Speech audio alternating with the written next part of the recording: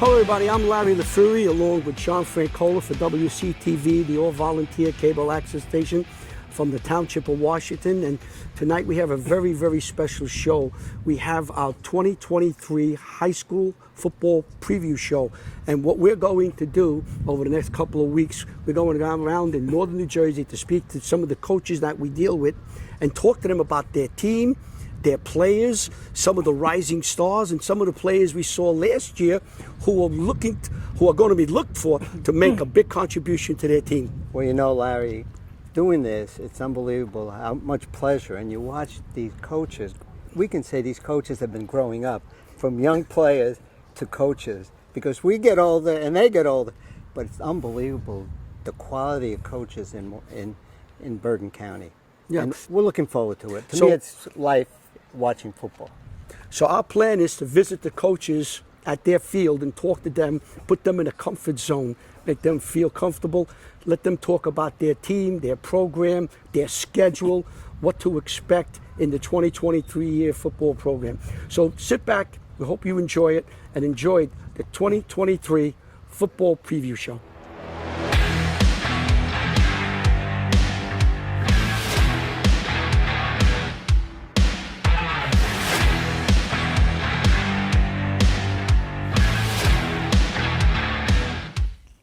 We're here at the weight room at Bergen Catholic High School, and we're very happy to have the head football coach of the Crusaders here, Vito Campanile. And Vito, thank you so very much for taking time. I know all your coaches, you guys are always so busy putting things together, and you mentioned how fast everything goes because the games are coming. Right. But it is coming kind of quick. In your first game, I think you play Iona, and then you go to Florida, right? Yeah, we actually open up down at Red Bank Catholic first, then Iona. Okay. Yeah, so we get them here. But this is tradition to do this, so this is a big step in the year. You know, the kickoff's right around the corner when you guys show up and do this interview. Yeah, so happy to have you. It's that time.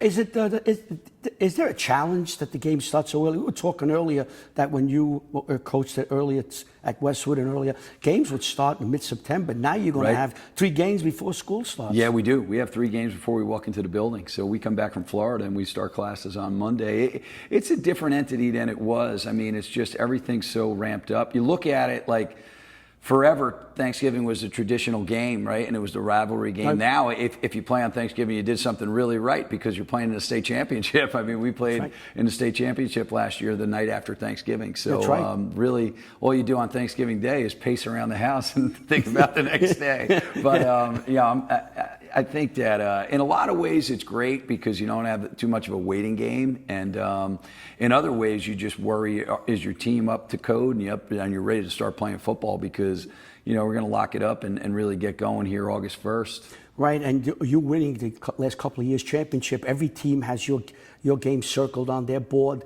They want to beat you, and you've got a very difficult schedule. Week in, week out is an outstanding team. You have to play an A game almost every week. Yeah, I mean, right now I know, like if you look at high school football America, 8 of the 9 games that we have are top 300 teams in the country on our schedule, and then the only one who's not is Paramus Catholic, and I think what Greg's done there, I mean, they're a team that's on the rise, so they could, by the end of the year, they could be as good as anybody in the league. So every game that we're going to play, you have to circle them right back, so to speak, because anybody could beat anybody in this league. We've learned that year in and year out, and we just got to come and play football every single week and continue to develop and continue to get better throughout training camp. Okay. So you finish on a Saturday or a Friday, then immediately next day you're getting ready for another great game, not a great team, preparation. It's got to be a grind week in, week out for that 9 weeks. It is. I mean, I think that I think our kids have become accustomed to understanding that it's going to be a 1-0 type week every week, right? And that you really can't look by anybody.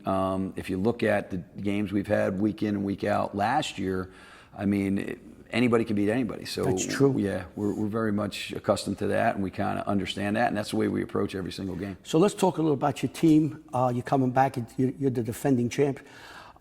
Last year, we discussed a little bit about your offensive line. You said you needed to work with it a little bit.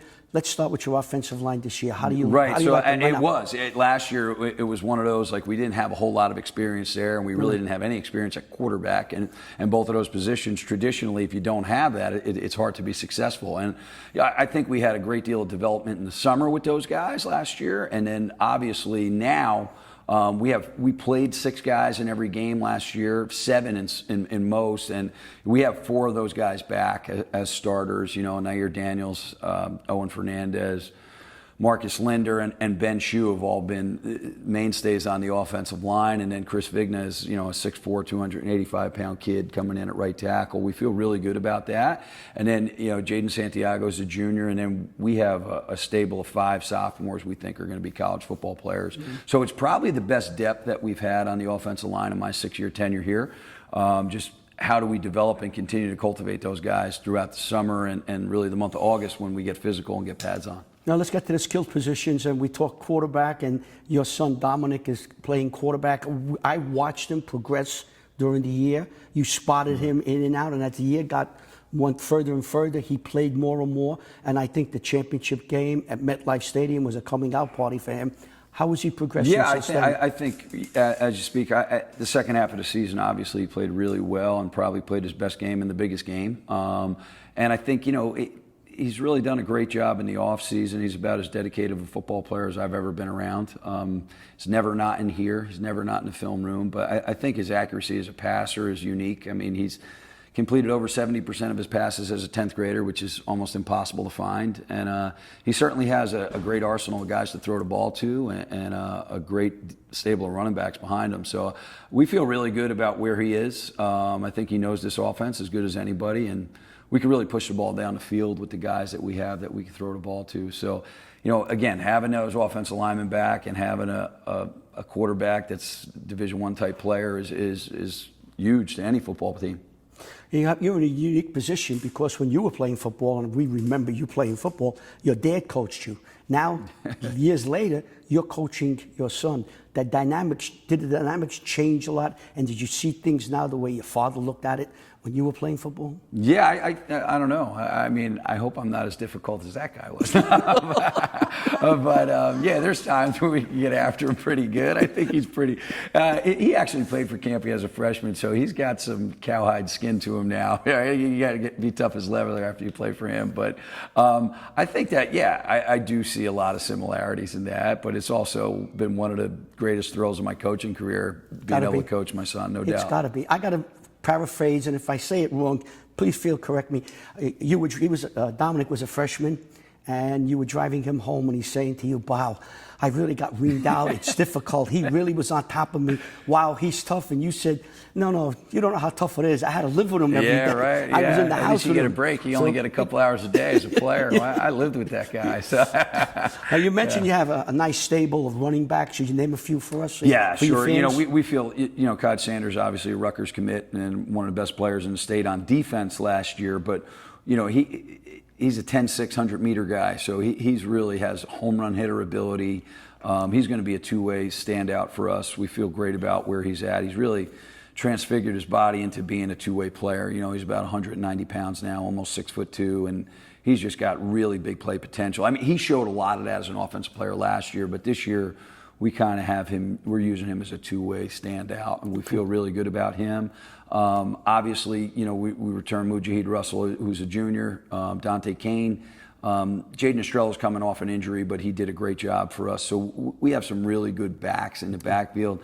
Caden Irby Mason was a starter on defense as a sophomore here, which is hard to be, but he also has great running ability. And then Chris Mimo in our wing T sets played some halfback for us, but Chris is a standout on defense and special teams. So we feel like, there's going to be a lot of guys that could touch the ball.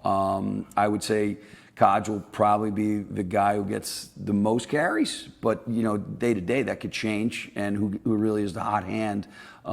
Whereas the past couple of years it's been Ryan or Saeed getting a lion's share of the carries. We feel like we have a really good contingent of guys. I remember you mentioned his name, and I spotted him, and I thought he was such an outstanding player as a sophomore. When you played Seton Hall, Chris Nimmo, you had him returning punts in a very difficult game. He's great at it. Yeah, and and I looked at him and I said, that kid's a good athlete, and he's progressed. He's just a football player through and through. You can line him up any position on the field. He just wants to win. He's just got such a tenacity to him, the way he plays, the way he covers kickoffs, the way he returns punts. He's just got a fearlessness to him, and he's just such an incredible competitor. One of the best kids you could ever want to coach. He's everything that Bergen Catholic is about, everything high school football is about. Yeah. Now, when you see a sophomore put in that position, position for Bergen Catholic, you got to say that kid is really good. Let's just talk a little bit about your defense. Some of the players you want to highlight on defensive line, linebacker? I think everybody's big question about our team is who's going to replace the guys on the defensive line, and obviously with guys like Samuels and Mitchell graduating. But I like to say it's what goes on in this room, in the weight room, from January through August, and really, we want to basically reload the gun, not just have wholesale changes. And we want. I mean, Elijah Kinsler's a West Virginia commit. He's a Division I football player. He's been a 2-year starter for us here. He's a great player. Anthony Morales comes back at the other defensive end, and Delaney Flood played a great deal last year on the defensive line, and Ben Carey is he's probably the smallest of the unit, but also probably the fastest guy. He's just got great twitch to him, and he's a pit bull of a player. So we feel really good about that group of guys. And again, the sophomores coming up, whether Mac Fitzgerald, C.J. Edwards, Landon Smith, DeAndre Orgill, they've all done a great job in the weight room, and we feel down the road those guys are going to be great players. A lot like we had with Quincy and Dominic last year. We want those sophomores to be able to develop into where by the time October comes, they're not really sophomores, they're just varsity football players. And that's really what player development's about in any program, and especially here, because we're going to have great, tough games down the stretch. Defensive backs, you have a young man that just committed to, I think, the Rutgers, is that correct? Kodge. Yeah. Mm-hmm. I saw him last year. He impressed me quite a bit. Yeah, most of your team impresses me, but certain kids just step out. I don't know, they catch my eye. Right, yeah, he's a long guy. He's a really good player. We feel great about him. Naeem Parrish was a starter as a sophomore as well, so we feel really good about Naeem and Kodge as returning starters, and Chris Mimo is a returning starter. So we got 3 guys back there that have played. Anthony Perotti played a lot on defense, but he'll be primarily a slot back offensive guy this year. And then, Jordan Thomas, upcoming guy who's only a sophomore, who's really, I think got a chance to be as good as anybody we've had here. Really good football player, and Brandon Gomez is a senior that has a great deal of experience. So we're going to play 6 guys in every game in the secondary, and we feel like we have a good arsenal of guys there to match what we have on the other side at wide receiver. We feel really good about those guys as well. Is this team has the most depth you ever had? In spots, I think we have great depth. Wide receiver and offensive line, I think it's really a good group. Obviously having Quincy back at wide receiver, and he's a national recruit. And I wanted to talk about the Porter. We were sitting there, the guys stay in the end zone, Jimmy, Avitable, Pat Rice, the great Brian Carr, and we saw that wide receiver, his name is Quincy Porter, I believe. Right. We saw him perform on a level that seniors would have a difficult time perform in the championship game. Just talk a little about this kid. What strengths he brings to the game. I mean, just his catch radius is it's amazing. I mean, there's not too many balls in his vicinity he's not going to catch. He's just got great hand-eye coordination. His work ethic is just incredible. I mean, he's has a professional approach to football, and he's about as humble of a superstar as you're ever going to find. Nothing really gets to his head. He just wants to get better every day. He could take hard coaching, but he's also a really easy guy to coach because he wants to know and he wants to get better. Like I say about a few of these guys, they're football nerds, right? When it's not football season, they're out there coaching each other. So, and I love that about it. They love football. That's it. You got to love it. This game, you have to love because it's a violent game. Yeah. It's a collision game. But back at MetLife Stadium, our mouths were dropping watching him. And you're right, the separation, he was cutting and breaking away from his defender and making catches. And my God, I said he's a sophomore. And I think I think him and Dominic have an unbelievable rapport on and off the field. I think they really love studying football, and I think that's a huge help. And I think that's really infiltrated the rest of the offense because I think we have a lot of guys that are the same way. Luka Katita's really set for a breakout season. I think he's had about as good of a summer as any player in this program, and he's a 6'2" guy that's a 4.6 40. He's Ivy League type student, and I think he's going to have a great year. John Morris and Mike Del Pome as the inside receivers or tight end type guys, and then Anthony Perotti, Mike Campanile, those guys have done a great job in the slot all summer. I think Michael's really a great student of the game, and Shane Hanlon will play in every game as well. So we have a really good contingent of wide receivers. You sure do. And we feel really good about those guys as a unit. Just very quickly, your first game is going to be against? Yes, we play Red Bank Catholic Red Red Bank Bank. Catholic, Yeah. So obviously, they played DePaul tooth and nail in the state championship in parochial 3. Mike Lang does a great job down there as a coach. So they're really going to be a tough matchup. And obviously, they're going to come guns blazing because, I think that right now, a lot of people say that the North private schools have been at an upper level, and every time Red Bank's played, they played somebody tooth and nail or won.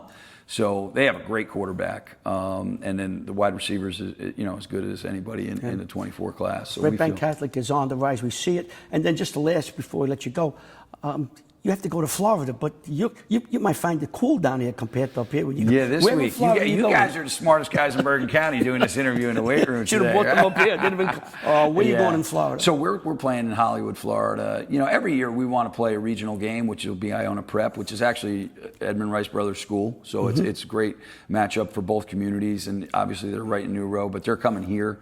I think Dr. Mahoney's pretty happy about that matchup, and I think everybody in both administrations is going to like that. So we got to come out and play that day, and then obviously week 3 we're going to play Shaman Amadano. Right now is ranked number 6 in the country, so they have a stable of Division I players, but our focus right now has got to be on Red Bank for the next 4 weeks and get better every single day. You play one game at a time. One game at a time. It's 1-0, 1-0, 1-0. Look for.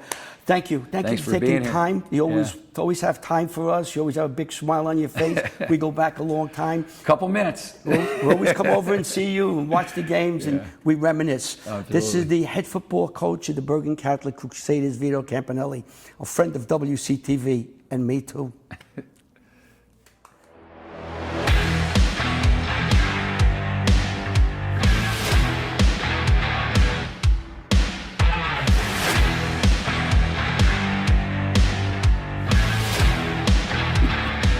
We're here with Dan Vivino, the athletic director at the Westwood High School. And Dan, thank you very much for taking time. I know this is a very busy time. The schools are emptying out, but the athletic directors are working at feverish pace, getting everything ready for the fall schedule. We're going to talk a little bit about your involvement with high school football, since this is a preview high school football show.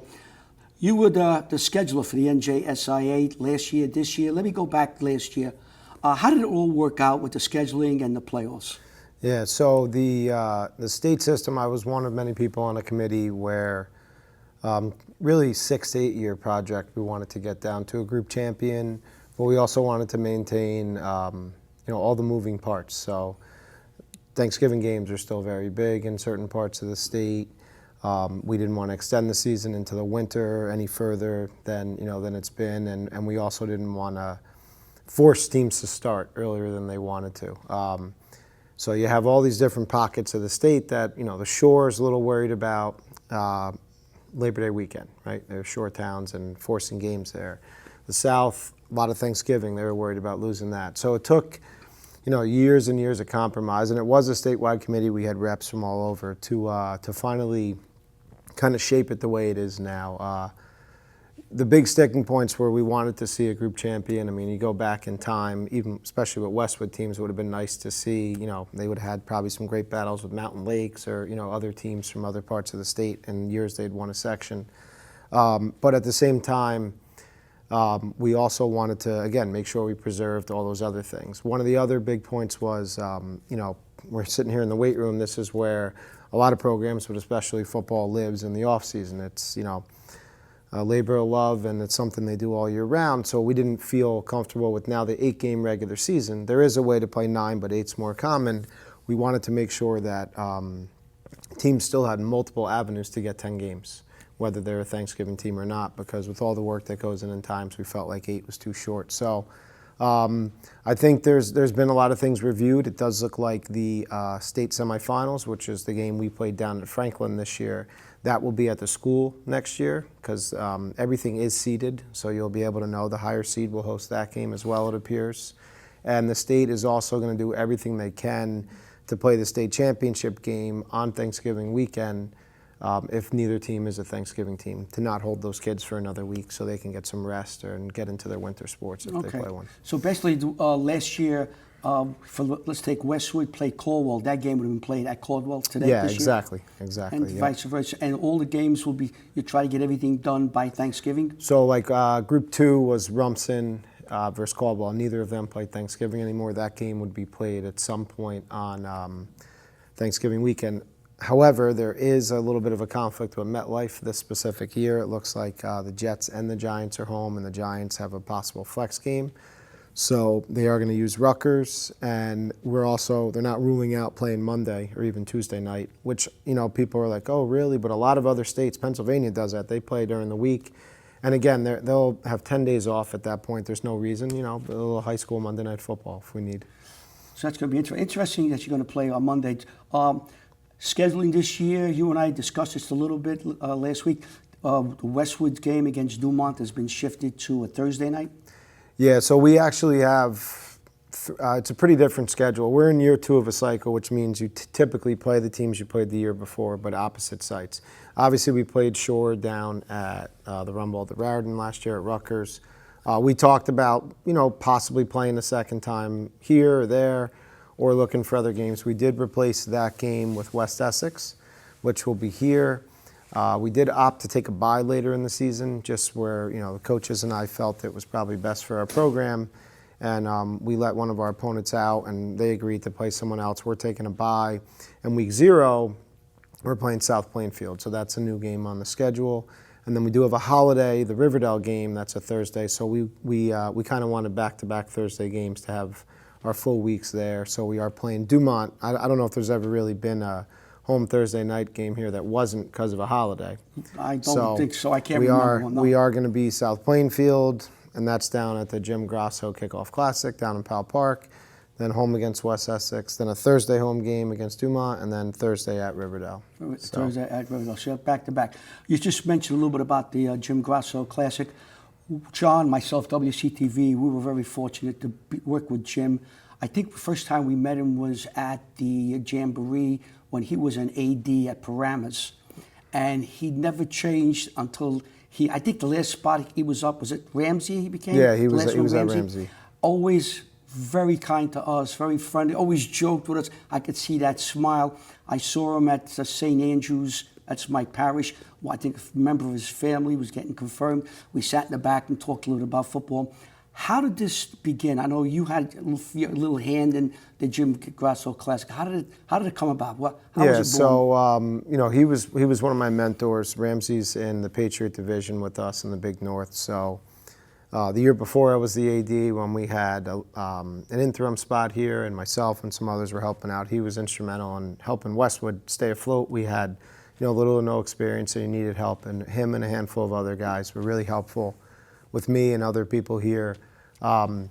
We just kind of gravitated to each other after that. When I became the AD, we were always very friendly. He coached at Ridgewood for years. We have other connections going through families that grew up in the same place. So when everything happened, we talked about doing something, whether it was a fundraiser, an awareness, or just something to honor him. And we always thought football. Then COVID happened, and we kind of just everyone was trying to stay afloat. And now that we've kind of settled back in, we felt we were ready. There's probably 5 to 6 people heavily involved, and then we've just started asking, and for volunteers, for helpers, and the feedback's been awesome. We have a lot of people who want to work. We put 5 games together. Ramsey, it was important to us to get them in. So Ramsey is playing in the last game. We are going to have his family out. His Laura, who's his wife, she's going to do the coin toss for the Ramsey game.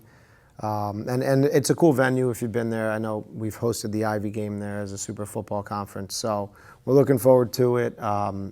And it's really not it's not a fundraiser. We've spoken with the family that they have his scholarship funds. They're okay. It's not a moneymaker either. We're just looking to honor him. To honor him. Well, if we could do anything, any small thing that we could do to help with PR or do whatever you see, something may come down the road, you just give me a call or give Vito a call. Be glad to help, because like I said, we're going all the way back to doing the Jamborees in the mid-'90s, and he was the AD at Paramus, and boy, did he help us do the quarters there, and we got to be friendly. Right. I wouldn't say we were friends, we were friendly. Before we go, I walked in and I saw this gym. Now, I would go all the way back to my son Larry playing in the early 90s, where the gym for the weight room was in the back of the basketball court. There was an old school bus there. Talk a little bit about this wonderful weight room here. How old is it and everything else? So this is less than a year old now. This had been something that even when I was coaching, that we've always talked about as a phys ed department, just as a school. But we did have the other grades here. We had the 7th grade, then we had the 8th grade. My first year here, the weight room was actually in 2 classrooms, which are now 134 and 136, right when you walk in by the athletic office. It then moved back to the half of the garage they built. It was small, about 1,000 square feet. We would lift in shifts, just to have room and be safe. When the 8th grade left, I got to thank Mr. Connolly I was just pushing and annoying him about it, that we have the room, we have enough classes. We took a year to double check and audit it, and we saw that we did have the room. So we moved some things around, and our crew did a great job prepping the rooms. We definitely did this. It's beautiful, but economically as well, responsibly. And we said we're going to take our time and do it right. So it's been really a wonderful thing for our phys ed classes. I mean, we can fit 40, 60 kids in here, which can be 2-3 classes. And also our athletic teams now, we don't have to compartmentalize it as much. We do have a strength coach every season. So, maybe Coach Collis is, with his tennis team, but he wants his out-of-season basketball players to get a workout in. They come in, they work with the strength coach. Very impressive that you could have a gym class come across the way and work in here and do different types of weight exercises and running or whatever they have to do. It's very good. I came in and I looked at it and I went, oh my God, I'm always around here and I didn't see this. I said, oh my God, this is really good. What time do the players get here? Get about 6:30? So it depends, yeah. I mean, I think it's different season to season, but usually some of the teams will do one morning lift. Like wrestling lifts a ton, but they're mostly after school. Our girls are a lot of times combined just because a lot of them play multiple sports and the coaches coach multiple sports. So like in the winter, we might have 18 girls that are from all different sports, and they'll work out together. They might have slight modifications based on the sport, but that's what our strength coach does, is build those plans and work with them. Very nice. I want to thank you for taking time to give us a lot of information about the scheduling coming up and the games and looking at this beautiful room and the Jim Grasso game you're going to have in August. Again, we'll do whatever we can to help in any way possible. Just give us a call, okay? Always a pleasure. Thanks. Always a pleasure. And thank you for everything you do for WCTV. You're one of the main reasons why we get all these games on. Thank you for having me. Thank you. We're now here with the head football coach of the Westwood Cardinals, Bob Guy. And Bob, you just got appointed as the coach. Things been going very quickly for you now, or things have settled down? Well, the month of June is, when we start. So we've been working pretty hard since January in the weight room, but that's mostly for kids that aren't in a season. So right now it's picking up a lot as far as practice is concerned, and we're really excited for the summer, and we're kind of already in it. We're about 2 weeks in. A couple of things. You have a 7-on-7 coming up. The kids are looking forward to it. Are they ready for the 7-on-7? Yeah. So we've been doing the day one stuff in practice and also keeping this in the back of our mind in preparation for it. We're going down to Monmouth University tomorrow. Some of the best competition in the state, and we're going to give it our best shot. Very good. I heard something. We'll get into the team in a minute. I heard something. In town, you hear them talking. You're going to have a blackout. The state or mandates, if you will, the word that you have 10 days of blackout. When's your first blackout going to be? Where kids have 10 days off? So the state mandate is the first week of August. But we decided this summer, we've been working pretty hard so far, and we wanted to have a couple practices next week and kind of work the guys pretty hard and give them an extra week off on top of the first week of August. So what you're doing, I don't know if the coaches are doing, but what you're doing, you're giving them basically 2 weeks off. One the beginning of July and one the beginning of August. That's yeah, you know what? We always have guys going away on vacation. We figured just give them that set week off. We're going to have 4 practices next week, kind of to just prepare ourselves for when we come back in July. That's a great and then idea. hit the ground running. Because I mean, I was just through. We interviewed Dan Vivino a little while ago, and he was talking about you be playing until Thanksgiving. It's a long time from January to Thanksgiving, and to give them that week off.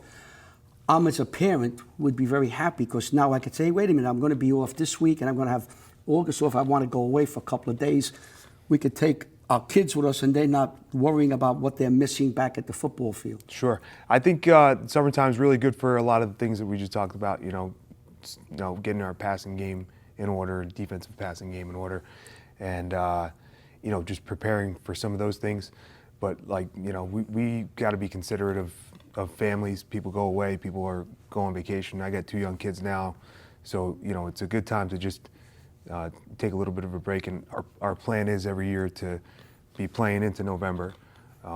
That's our goal, is to just to be playing quality football at the end of the season. So we're going to get into your team. Before we get into your team, I thought that when you were picked and you were brought here to be the coach, I thought it was a seamless put together because you've been here a number of years. Talk a little bit about your staff.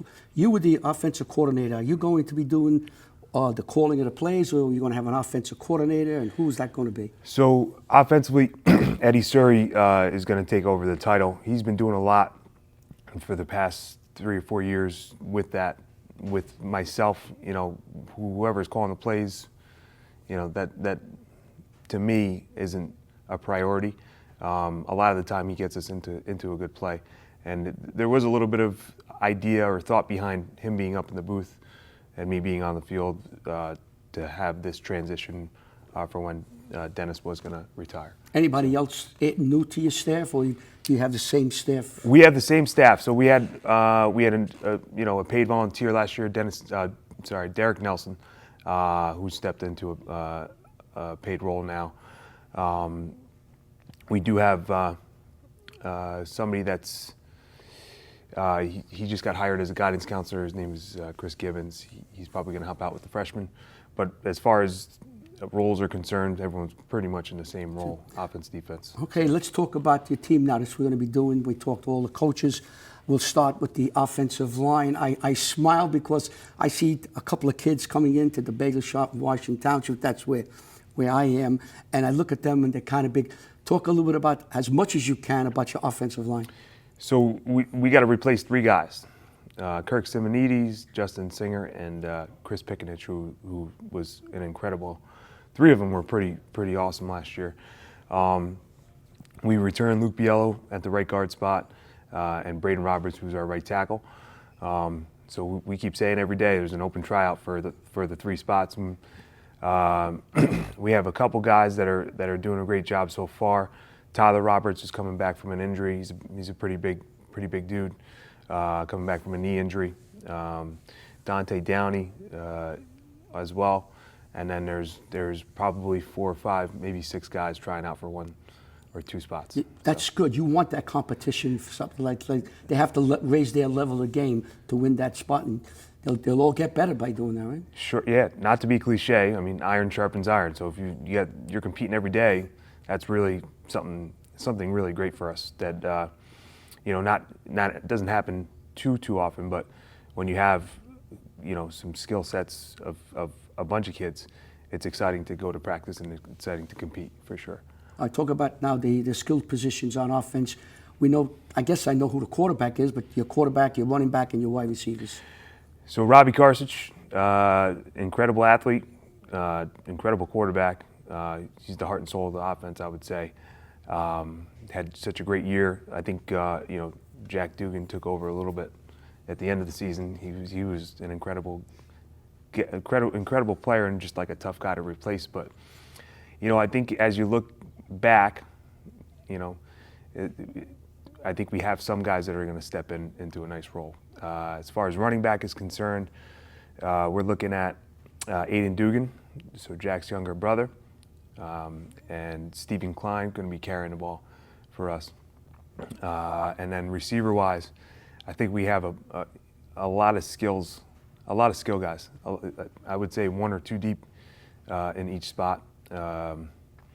So we returned Tommy Busnich, who's a 2-year starter for us. Dave Gabordi, who was a tight end an incredible blocking tight end, I thought, for us last year. He did such a great job. Joey Klein, Aiden Carazana, two incredible players on the defensive side of the ball as well. All those players you mentioned, Yeah. since we did most of the games, all contributed big time. Big time, yeah. No, for Every sure. one of them, I remember the name, calling their names. Yeah, you know what? It's funny you see it. It's like these guys have been playing for some of them since they were sophomores. So you just see them grow as the year goes on, and you kind of get excited to see what they're going to bring for their senior campaign. So Let's move on the other side, defensively. How you shaping up there? well, there's no denying it, right? We're returning 9 guys. We were pretty good on defense last year. So we're replacing Yanni Constantinides at the middle linebacker spot, who's really tough to replace. He's a great player for us. He's a first-team All-County kid. And Dan Saroy, who stepped up huge last year. So Stephen Klein will probably replace Dan for right Keep now. mentioning his name. You know, Stephen Klein, Stephen You're Klein, smiling. Stephen- You mentioned his name a couple of times. Well, you know, listen, it's tough to be a freshman to play any varsity level, and we got him lifting with us last summer, and we're like, man, this guy, we think he's ready, and he was.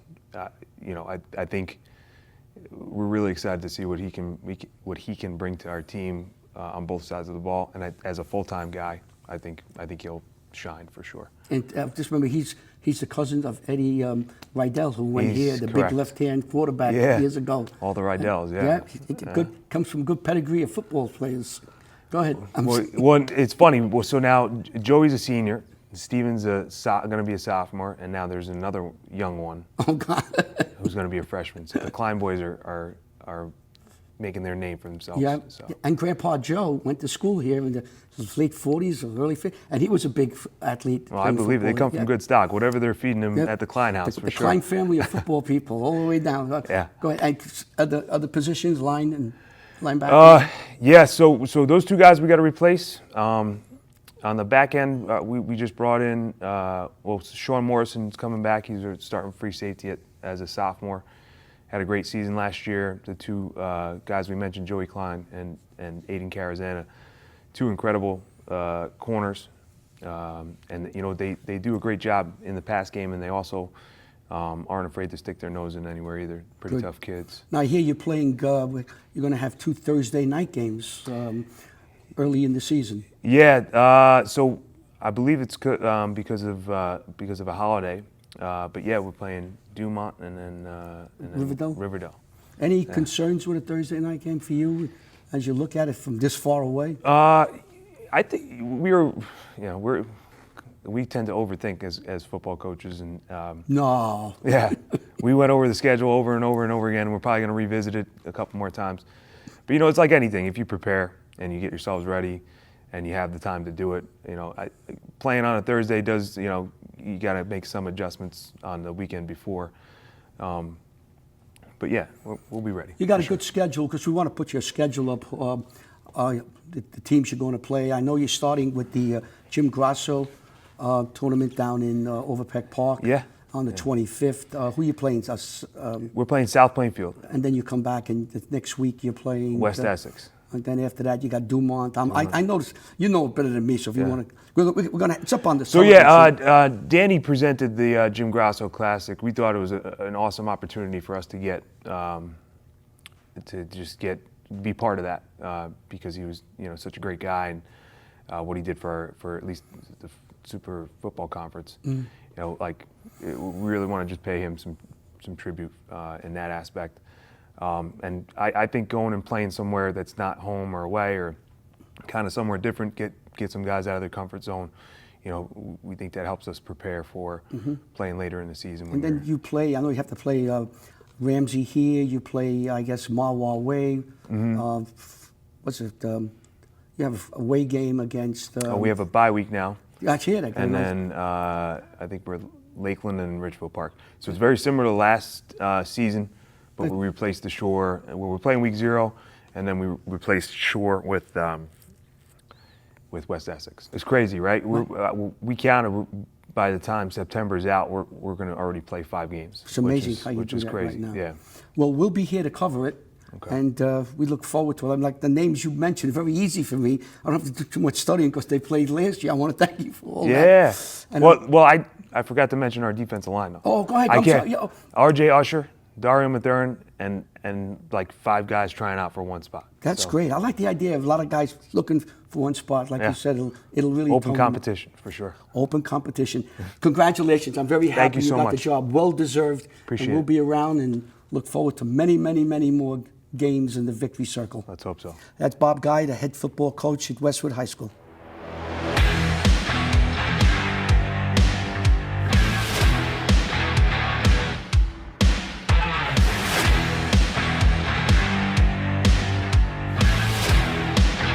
Hi, this is Chris Rapp, the varsity coach for Ridgefield Park.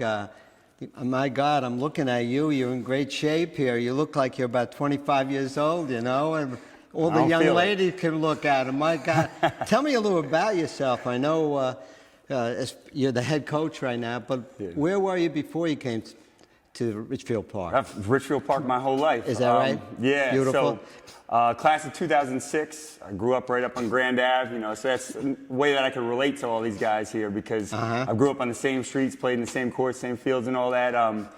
Tony Gonzalez, the legend, was he was my coach, and my locker was right back there, actually, in the field house. I remember when we were playing, they'd roll out the old VCR and the TV and be playing highlights of Urell Parrish, Marquis Seasley, the 1995, 1996, you know, all those guys. There's so many legends to name. And so I played down here, and I really take pride in everything that we do in Ridgefield Park football. And I went to Sacred Heart University, played football, came back here, coached with Pete Kraljic. Then we had Coach Sabella, then we had Coach Dunn, and then it was my turn to take over. Do you know, did you ever play at Westwood Field, the old field? Yes. Now, some of the stories, and we're going to make one quick story on Tony Gonzalez. What he used to do there, he used to switch numbers before he went in because he felt that we were getting information, and we were just announcers. Yeah. But Tony goes back a long time. Yeah. But let's talk about you, Coach. I remember Marquis Seasley sometimes put in number 16 or something like that. He would switch, I yeah. remember seeing it, yeah. He's the man. He was unbelievable. Yeah, yeah. And he's still, I'm telling you. Still is. He's still down here. We could go find him if we wanted to. Unbelievable. Yeah. But let's talk about last year's team, just the end. You know, you went in and you had a great season. We saw you against Westwood. You could have beaten Westwood in that game. But then you played, and you played for the quarterfinal. You were 4-4 at that point, and you played a team, a local team. Yeah, Glenrock. Glenrock, and yeah. You should have won that game, right? Yeah, some would say he was in, but it doesn't matter. We had plenty of other chances to win that game and execute, but we just we didn't get it done. And you know, we had Brevin Cooney, who was a four-year starting quarterback, and a bunch of other guys: Keshawn Wallace, Gian Martinez, JoJo. I could keep naming Jeremy Choco just so I get them all in if they see this. But Brevin, we almost had it, and we just came up short. So. Hey, when we make it to the state playoffs, that's one of our goals. Obviously, the main goal is to win the section and move on. But there was a lot of good things to take from that season on and off the field, especially for these young guys that are playing this year. Yeah. Oh, yeah. Once you know you can win, and you show how close you were, and you should have won that game. Yeah. I always believe that way. And Coach Dunn, I mean, I love that guy. Coach Dunn at Rutherford, he always, I got it from him. He said, you know, sometimes you have to lose the big one in order to win it. And so, you know, I feel like we got there a couple of years, and I'm hoping that we could take the next step. Even though we lost some guys, I feel like the standard is where it's at, and these guys are I believe up. you should have won that game. Thanks. Appreciate it. But now let's talk about your team right now. Talk about your plays. Your key players, and for TV, and to me, Showman. I think you're going to have a great run this year. And hopefully we can come down here and do one of your home games, you know, like we did in the past. Come down to the pit. Yeah, We got the shirt on here, you know, we take pride in it. I know every town has their own thing, you know, that they take pride in, and we take a lot of pride in having the pit down here at the bottom of the hill. But this year we have a lot of new guys stepping up into new roles. We have, and our first goal before we start anything, we had a lot of guys that were interested to see how they play in the varsity spotlight. So we had 7-on-7s and stuff for them to show what they have. The first goal of the summer session was to become a team. Become a team of accountable young men that are loyal to the team. And so we've been doing a lot of work on developing that, like developing the character and coming together. And we just had a really tough workout, and it was awesome to see them come together. Had guys carrying up, we have the big hill here, carrying other guys up the hill, up the stairs. And so it was really inspiring to see that. And I feel like coming to the end of our summer session here that we reached that goal. And some of the guys that we saw stepping up, we have Francisco Then. He's a sophomore, but last year he got a little time as a free safety, especially in our Dumont game where we got close to beating them, but they took it. He's going to be our quarterback. He'll be taking over for Brevin Cooney. There's some big shoes to fill, but he's honestly a tremendous leader. Just the way he leads, positive, next play mentality. And then we have guys, so that's quarterback. He's also going to be playing free safety on defense too. We also have Shea Lacino. He's a Ridgefield Park kid. I know he's from Little Ferry, but he's a Ridgefield Park kid. The toughness, the mentality, the pit mentality we call it, he has.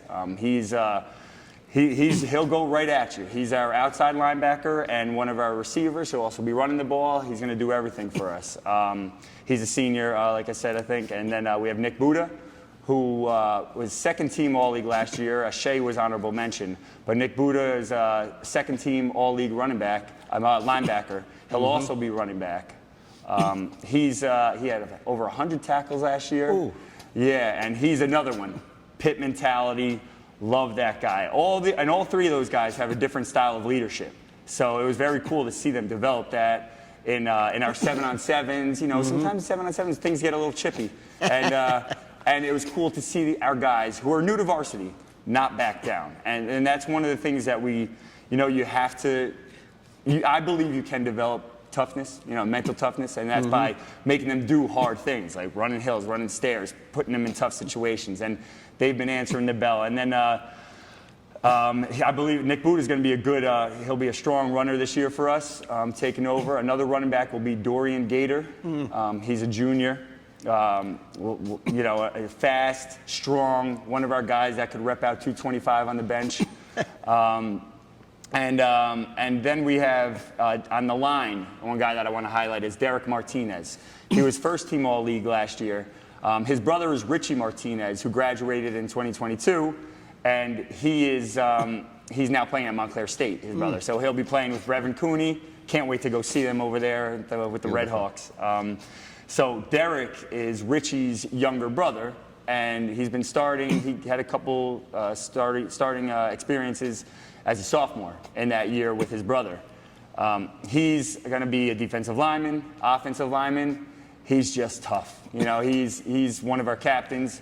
Another different style of leadership. Yeah. He's not going to be the one yelling, but when he sees something, when he talks, everyone listens. So it's awesome to have him. And he wants to be a doctor. So on Mondays, he's an EMT for 8 hours. He's doing EMT school every day, very driven, just an amazing kid. And I'm looking at my depth chart over there. Well, no, you're doing a great job. Yeah. Okay, I'm ready to. Can you get an 80-year-old guy that can play on your team? Yeah, I get fired up. Sneak me in. When I talk about my guys, I get fired up. I know. Hey, listen, you gotta be. I'm the biggest hype man for my guys. You gotta be that way. Yeah, come on, yeah. You can't be just quiet and say, "Well, let me tell you." Oh, you gotta be, because they look at you as the leader. Yeah. You would do the same thing. If you were their age, you'd be right there knocking the stuff down, blocking, or doing whatever else to win. Yeah, they know that. They know that I would be. I always try to make sure that it's clear. I work out with them back here, so we're always putting in the work. You say I still look good, but I'm looking at some of my guys from 2021, and they were all stronger than me. So well, you got it. Well, come on. That's the goal, though. That's the goal. As long as they come up to. But keep going. I mean, it's beautiful just hearing. So we also have some other new guys. Some of those guys, Nick Buda, Derek Martinez, Shea Lacino, and Tuto. We call him, his nickname's Tuto. That's Francisco, then our quarterback. they, had some experience. There's some new guys that I'm looking forward to seeing how they do stepping up. I have Miles Green, who's going to be a wide receiver cornerback. He is, he's been really showing a lot of improvement in the summer session at cornerback and wide receiver. And then also we have Aaron Vargas, no relation to Andrew Vargas, who's playing at Rutgers right now, but another very good player. He's a junior. He's playing outside linebacker, and also he'll be one of our slot guys. And another couple guys we're looking to step up: lineman Jaden Everett, Saad Dahan, Jaden Lemire, Carlos Castellone, and one guy who I'm a fan of him. He's a sophomore. He might be the smallest guy that you see on the field. His name's Kevin Velasquez. Let's just remember that name. I'm hoping that he can take a big step and show what he's worth, because he's another one, Pitt mentality, always angry, always angry, but a good kid. Yeah. So. Unbelievable. You know what, Coach? If I was young, I would come to here, because even my little body, I would want to be with you. I mean, this is great. Yeah. Love the way you talk about the kids, and I cannot believe how you have the mentality of all the players. Yeah. But you haven't missed anybody, I hope. Any other one there should have been. Yeah, I think let's see, let me make sure. I'm looking at my big board over there. Ribby Carcat, he's also one that's going to be mixing in. He's one of our captains. He'll be big for us on both sides of the ball as a utility guy, playing multiple positions. I know it's hard because sometimes we're mixing these guys up, and Isaiah Carlos, whose older brother is Elijah Carlos, one of the leading rushers in the history here. But those guys, they're mixing in different positions. We only have about 32 to 35 kids in the whole program, from freshman to senior. So we try to get these guys that are our best 15 and to be able to play multiple positions, because you never know what's going to happen. But if we could develop them to be tough, and when it comes to having to switch positions, just mentally, okay, here we go, this is where we're at. We have our playbook. Just try to memorize everything, and I always say like a growth mindset. Like this is something I could learn from. This is something different, but instead of blaming or complaining or defending yourself, you just do what you have to do and focus on getting better, and we'll help you for it. We'll help you there. I really am proud of all these guys to be committed to football, because there's only 32 of them, and so everyone that I've named.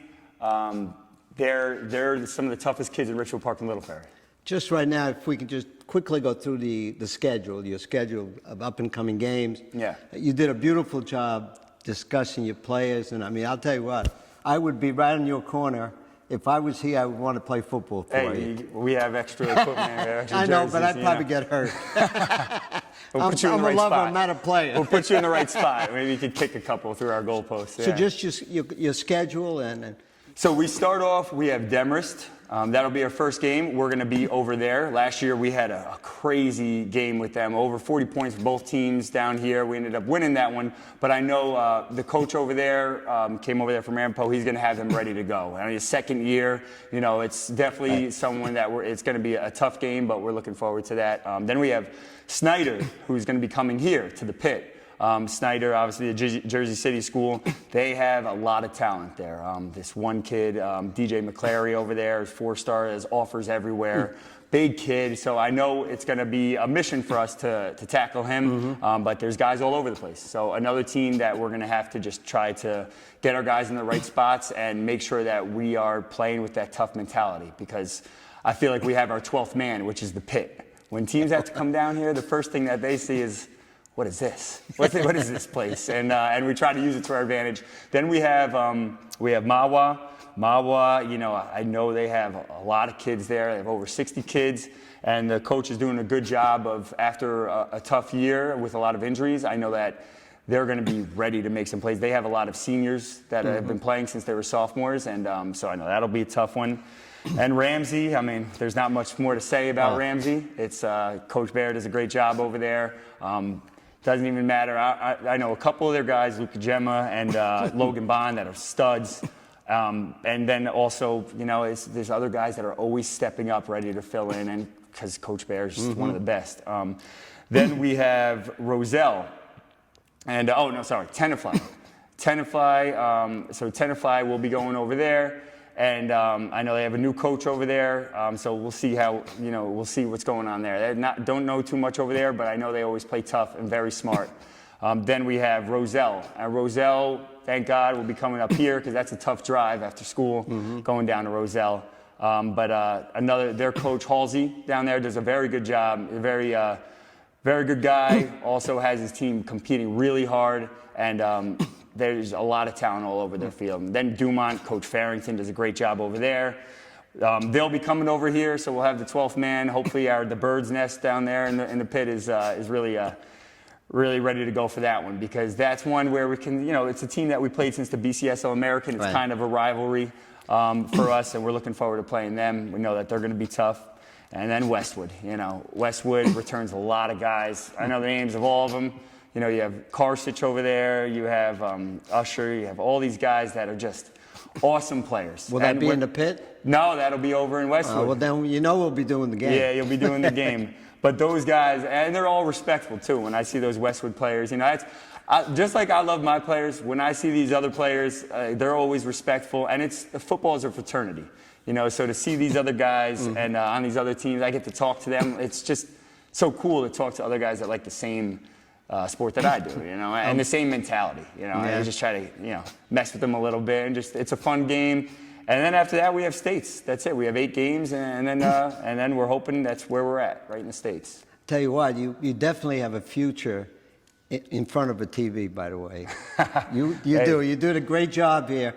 Good luck to you and your team, and we're going to be there. We'll see the game, and of course, and I got a little we appreciate shirt for it. you. My God, look at this. All right, it's just oh my God, this is Ridgefield beautiful. Park, look at that. Larry's over there watching. See, from Larry? A couple years ago. Oh my goodness, what do you think? I'm ready to play, Coach. And you too, Lighter. Yeah, looking good. We're looking ready to play. And I know you're Westwood guys. You can use it as a rag if you want. Super job, Coach. Great job. This was the easiest interview we ever had in our life. Oh, great. We opened up and you were there. I'm glad to have you guys come down here to the pit. You could be TV, I'll tell you. Definitely have the making in front of the camera. We'll see what happens. Appreciate it. But football is what you have to do. Oh, yeah, football. Absolutely. I can see that. Good luck to you, and we will be back. All right, and thanks so much. We appreciate this. Tremendous job. Of course. Hey, thank you. You come down here, your family. Super guy. In my beard and yours. Thanks.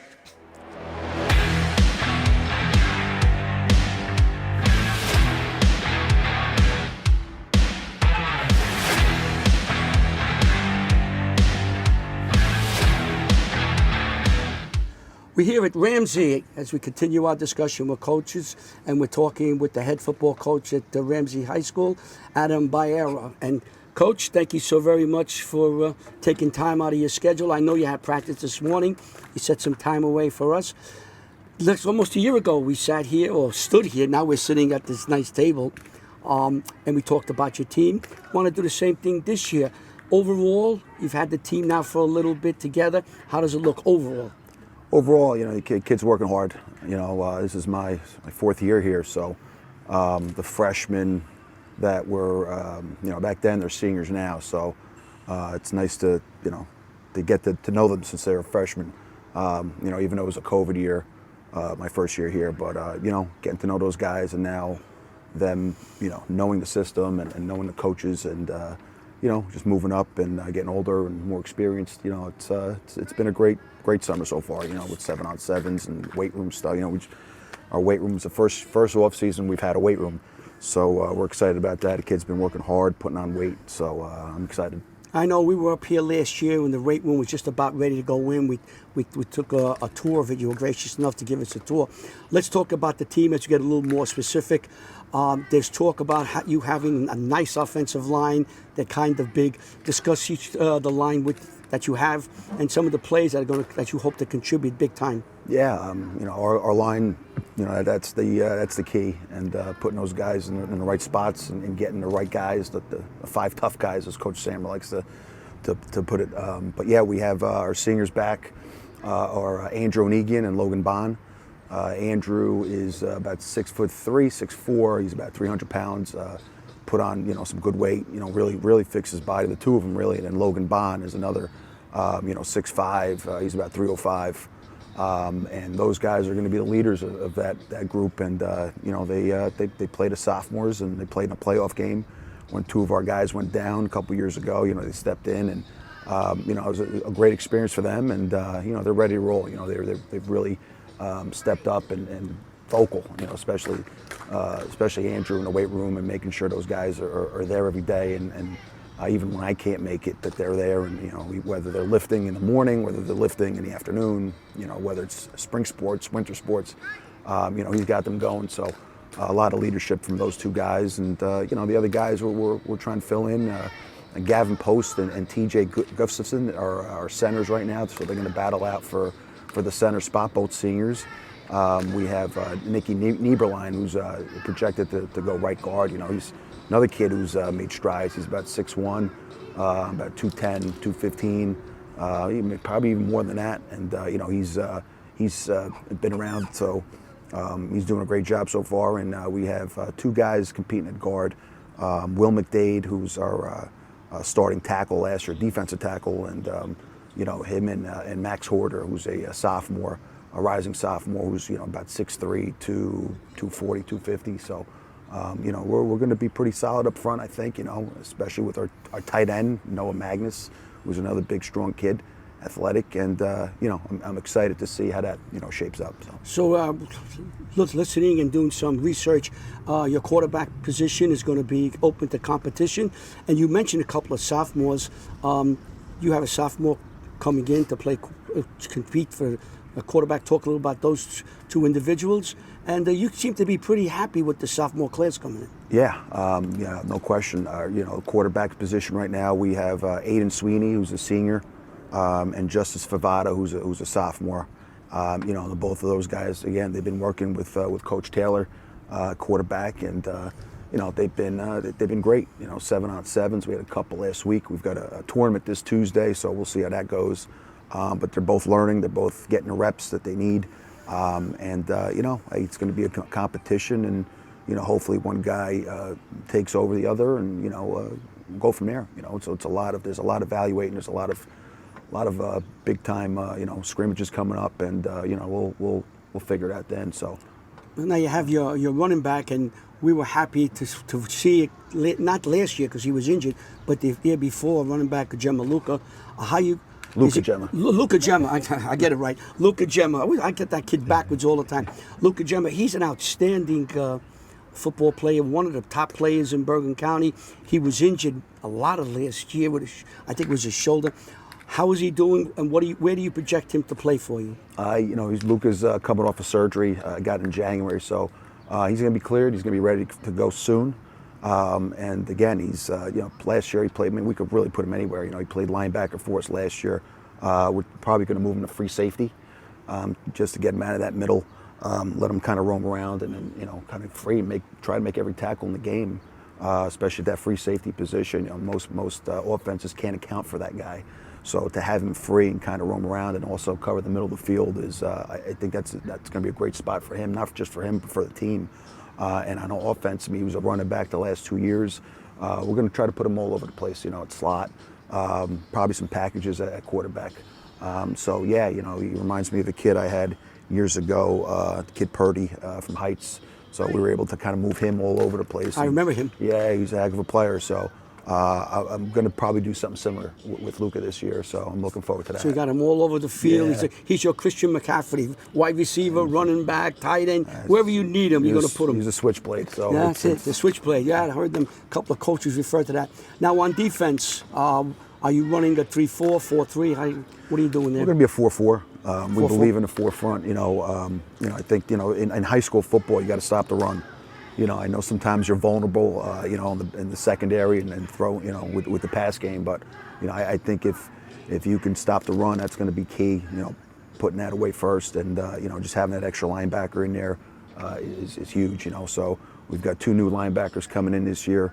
So a good front. Really what we're trying to do this year is try to go as many one-way guys as we can. And I think that, as you mentioned, that sophomore class coming in. Is going to help us have the ability to do so. And I really think having, not only does it help you in games at one way, but practices. If we can we can just give everyone one job, and you know, at the end of the day, you're going to have to put your best guys out there when push comes to shove. But you know, early on, if we can get those guys experience at one spot, one position, and really, you know, making that their home, you know, not only are our games going to be great, but you know, also practices will be much more competitive, and I'm looking forward to that. Trying to put the you know, the puzzle together. Also, I don't ever want to forget that 1/3 of the game is your special teams, your punter, your place kicker, a field goal kicker. How are they coming along? Yeah, we actually have 2 kickers. It's going to be another battle competition. We have a senior, Kyle McGuire, who was a backup kicker last year, and we have an incoming freshman. Actually, his name is Andrew Burke. Both of those guys actually train with the same trainer, Ricky Krautman. So you know, take a lot of Ricky's input on those 2, and he's always sending me videos on both of them, and you know, they're really doing a great job. They're working hard, and that's what they should be doing right now, right this time. So. Your first game is going to be down at Overpeck Park. I think it's going to be the 25th of 26th, August. yeah, 26th. Saturday. Yeah, you're going to play that Jim Grasso, the tournament down there. Is it any challenge to play that first game that early? I mean, coaches are like a process. You're like everything the same, nothing changed. Does it cause a challenge to play that early?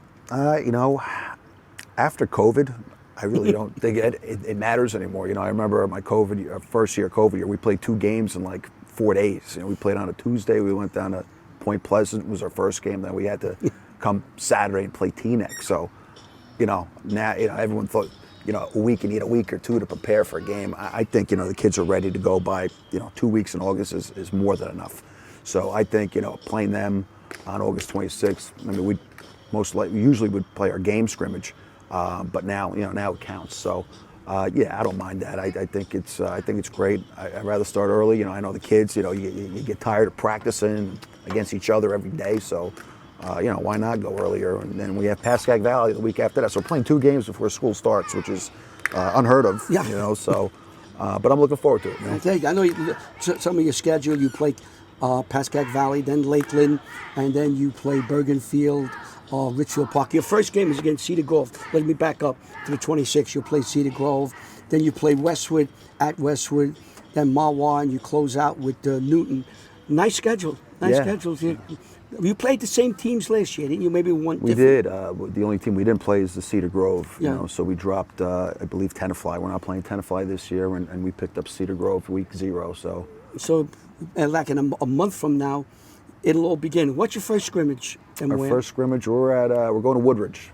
So a buddy of mine, Coach Catrona, we've known each other for a long time. So, you know, we reached out and said, yeah, why not? Let's go down there, and we're going there. And my other buddy, Steve Dunn, Coach Dunn, Rutherford, does a great job. The 2 of them, they do great jobs with those programs. And we're going to go down there again, and we're going to head over to Rutherford and scrimmage them. So, you know, he's got a great team coming back. So Yeah, he does. So I want to thank you. I mean, it's now almost middle of July. It's very hot. We're being covered by shade here.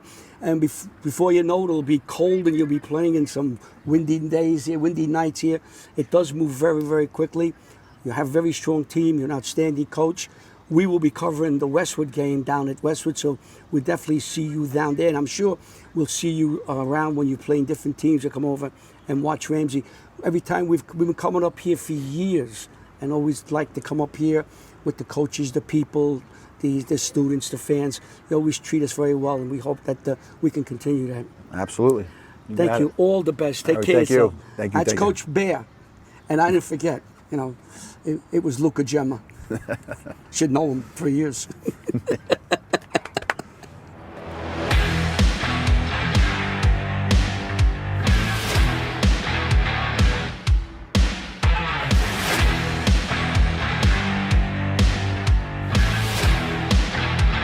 Well, here we are, you know, Coach. Our first stop. To me, this starts football. You know, you guys have been thinking and playing and practicing. But when I come to St. Joe's every year, I talk to you and Larry, and we get into the game, and to me, it's football all the way. And we start off today with you, you know. I appreciate that. And like as you always, said, anytime you guys come, you know it's football season. You know, we joke all the time. You know, Larry will call me, say, tick, tick, tick.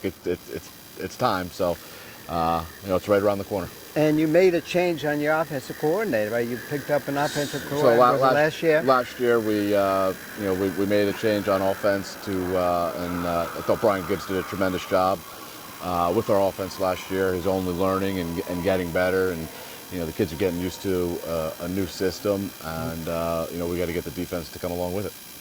No, I looked at some of the information. There's a lot of information out there, but to me, when you come with you, we talk about these things, and you've been so close to WCTV and from town. I miss you having coffee in the morning. But let's just begin about the team. I know you mentioned a new offensive coordinator last year, I believe, right? Yep. Last year we had a new offensive coordinator. Brian Gibbs. Yep. Who, so he did a tremendous job. Offensively, we have a lot of weapons returning. Our skill positions are deep. Our O-line competition is strong. And we can do a lot of things. I think we could be dangerous. The big guy in the backfield, Justin Willis. Obviously. Oh yes. Outstanding running back. Outstanding running back, catch the ball. He's a 4 or 5 star. 4-star kid. He's a 5-star in my opinion, but I'll leave that to the recruiting analyst. But he's going to be the bell cow for us. Listen, a 4 will help him immensely getting to college and getting a great school. No doubt. And you'll be pushing him in the right direction. Yeah. All right, but let's just talk about the schedule. You're starting off, and you're going to be going to North Carolina. North Carolina. Right? So we're going to play the Christ School from Asheville, North Carolina. They're in the foothills of the Blue Ridge Mountains. A private school. The boarding school. I know they have several key, big-time players, I should say. They have a linebacker committed to Alabama, a D lineman, Wake Forest, wide receiver, North Carolina. So they got some guys. They may not be as well known, but they got some guys who are building a great program down there. Their head coach came from the Northeast. He was actually at Pace University as the offense coordinator a while ago, and he was actually roommates with Chris Partridge. Unfortunately, we had a couple teams have to drop us. They couldn't make the commitment, so we actually picked up a couple weeks ago Cass Tech from Detroit, Michigan. They're tremendous, another tremendous program that puts out kids every year. Does a great job. Coach Rushing out there, and we're going to play at Youngstown State in Ohio. All right, but then you come home, right? Yep. Then we come home and we face Don Bosco Prep. They was a wild game last year. They got us in the shootout, and they're always going to be a great team, and we're looking forward to that matchup. No, they're always nail biters. They're always good, competitive, tough football games. It's going to take a team that makes the least amount of mistakes is going to win that game, and that's going to be a tremendous home opener. Then, of course, you can take me through St. Anthony's. So St. Anthony's, they won the New York Catholic League last year. They were ranked #1 team in New York State last year. We played a wild game. It was more of a basketball game. 63-49. We beat them at Rutgers. It was back and forth, something I've never seen before, but it's definitely a wild one. They got weapons. They can put up points. They got guys. So we're going to travel out to Long Island on a Friday night to play them. We're going to go travel down to St. Peter's Prep, and obviously Cave and Point, and we just missed a last-second field goal last year. They got us on a fake field goal, so a game that we let slip through our fingers. So we got to go take care of business down there. Cave and Point is a place that's always cold. Yeah. I don't care if it's 80 degrees here, it's 40 degrees there. Well, we'll find out. And it's at the end of September. But as a coach, you don't feel that. No, You got more important things. No. And then we'll take on Donovan Catholic up here. Donovan Catholic, obviously, they're in our playoff bracket. An up and coming program from the Shore Conference. They always do very well down in the Shore Conference. I think they maybe lost 3 games last year, 1 to us. Red Bag Catholic, who played in the final, and maybe their playoff game. So. And then comes the big one. Right? Then comes Bergen Catholic. Bergen Catholic. Yeah, we're going to Wardell. So that's going to be one heck of a match. That's going to be a good litmus test to see where we stand, going into the playoffs. The regular season just a warm up to, to round 2 when everybody plays each other in the playoffs. Then you got Seton Hall, right? Seton Hall. And that's a team that goes up and down. I mean, looking at the papers. Yeah, no, they're well coached. They got a lot of guys coming back. They're going to be. They knocked us out in the playoffs last year, so that's going to be a heck of a matchup. So you're going to have something in the locker room saying, Well, "Don't take them lightly. They knocked us out. We got to pay back." Well, in this league, you can't take anybody lightly. So, you know, if you're going to take people lightly, you're not going to be very successful. Del Barton comes next. There's another team that's up and down. Another team. You know, we went to overtime last year, and it was a heck of a game. We stopped the 2-point conversion in overtime to win that game. They're always well coached and good tough team. So it's one heck of a schedule, I can tell you that. And then what happened? And then at the end of the like I season, said, then you got to. Then it's round 2. Patrick's come in, done a tremendous job, but I don't think you can forget about Monty Kikuti, who's done a tremendous job, who's already in the program, and it's a great competition we got going on right now. That's the key. At the end of the day, that's what we're all about. It's about competition, and that's what's going to make everybody better. From every position, if we can compete at every position, that's going to push everybody. So then, talk about some of your players now. I know you mentioned the running back. Your running back is Sin Willis. He's choosing between Alabama, Rutgers, and Pitt. His decision will be here at the end of the month. Obviously, he's been a 3-year starter for us and a workhorse.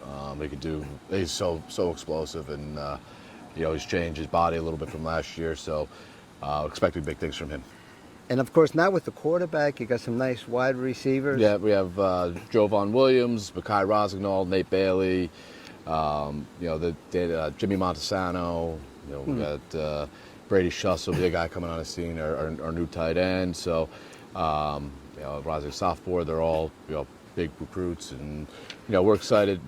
Mikey Sevatillo's doing a tremendous job. Getting a ton of work in, and we have a lot of young guys. So it's going to be. A lot of guys that want to work and want to compete. So there's depth there. Absolutely. And there's guys that can, can We'll be electric. But listen, good luck. I appreciate Super it. year. We're gonna have fun, and we'll be up here, and we'll be seeing you a lot. WCT loves St. Joe's. You got it. I appreciate it. Thank you. Thank you again. No problem. We can't leave St. Joe's without stopping by and talking to an old friend of mine and WCTV, who's now the president here at St. Joe's High School, Bob Fazio. Bob, thank you for taking time to come back and talk. I know this is a football preview show, but you were once some athlete. I think you're still a pretty good athlete today. I think you still can make a 3-pointer if money was on the line and you had to do it. But I want to talk about a little about you coming here. What was the challenge to come here? Well, I think, I was at Bosco for almost 7 years and, had a tremendous run there with really great people. And I'm a Catholic school educator, right? I've been in this business, I'm closing in on 5 decades, and from your past, you were kind of similar in the same kind of workflow that I was involved in. And, just an opportunity to come to another school and to provide leadership and a skill set that I think that they were looking for at this particular time. I never expected to come here. I thought I was going to retire and drift off into the sunset, and then all of a sudden I get a call and there's an opportunity. And, I'm still young enough and I still love being around all the boys. So I said, why not? I'm a Catholic school guy. I believe the good Lord had a plan, and the plan worked out the way it worked out. As you come here now and you looked over at the field and you see people here at St. Joe's, what are the strengths at St. Joe's? Well, I think the fact that, it's a 37-acre campus, absolutely beautiful. Their fields are tremendous. The setting that we're sitting in right now is panoramic. I mean, it really is. And, I just believe that it's a smaller environment, right? It's intimate. It's a family atmosphere. There's a lot of great people here, a lot of hard-working people that just are so dedicated to this school. And because it's small, you have the opportunity to do some really good things, to personalize instruction, to get to really know the student body on a one-to-one basis. I think the faculty and staff here is tremendous in the way in which they interact with the student body. There's a certain love here that's really, really special.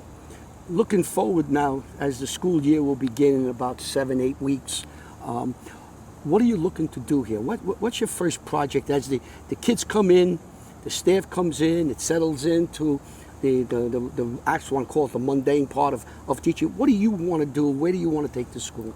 Well, I think we've made some decisions right now to organize ourselves, and one of the things that we decided to do was to post a full-time athletic director. Being in the Big North is a very, very competitive environment, and I think, Dan being the head football coach in the AD was a tremendous responsibility. So we hired, I think, a quality guy. We had about 148 applicants for the position, and there's one person that got it. So there was a lot of, interest in this position. We hired a full-time campus ministry. I think we need to become more Catholic. We were Catholic, but now we really want to immerse ourselves in being Catholic and doing a lot of service out in the community. I think COVID derailed some of that stuff, so we're organizing ourselves. We brought in a full-time security person. They didn't have a security person here. In a day and age in which we live in, we want to make sure that our student body and faculty is safe. So we've enhanced some things here that are really, really important. We're reorganizing the school. I think my skill set brings that lens from, the years of being in this business to see something and kind of capitalize on, like this area here. We put a beautiful fountain in. You could see it's gorgeous, and maybe having some masses out here. So we're looking to do things from a different lens. Sometimes when you bring somebody out from the outside, they see things totally different. Got a different view, different pair of eyes on something there. Now I know you're thinking, I gotta go A, B, C, D, but I got a feeling in your mind what C and D might be. Any long-term projects you're thinking now that you'd like to see begin here? Well, I think the academic piece is really, really important. We're really looking to grow our program. I'd really like to see enhance the STEM program, get robotics in here, get some analytics and the classes along those lines, some forensic classes, and kind of develop some really good new programs that are 21st century in nature. Of course, always looking at technology. AI now is becoming the new thing that we have to look at, and I'm the kind of person, I was involved in 1993 with, the president and the vice president visiting my middle school, around technology. I look at the technology as a great tool. Can never take the place of us, right? You can't have somebody else sit here and do the interview that we're doing right now when we look at each other. But embracing AI, but there's going to be challenges around it. So looking at that piece as well. How do we support the classroom teacher? How do we support the student body to take that AI and use it in a positive way as opposed to a negative way? And we talk a little bit now about the alum who are very important to a school like this, and the parents. Have you had some interaction with alum and parents? The parents have been absolutely magnificent. They are so caring and loving, like they are in all the Catholic schools, right? They send their boys to Catholic schools for that Catholic education, right? As a father who sent 4 children to the Catholic schools up here in Bergen County, it's a financial commitment, and we have to make sure that we provide them with the whole picture, right? And as far as the alumni are concerned, they've been outrageously tremendous since I've walked in the door. They really are all in.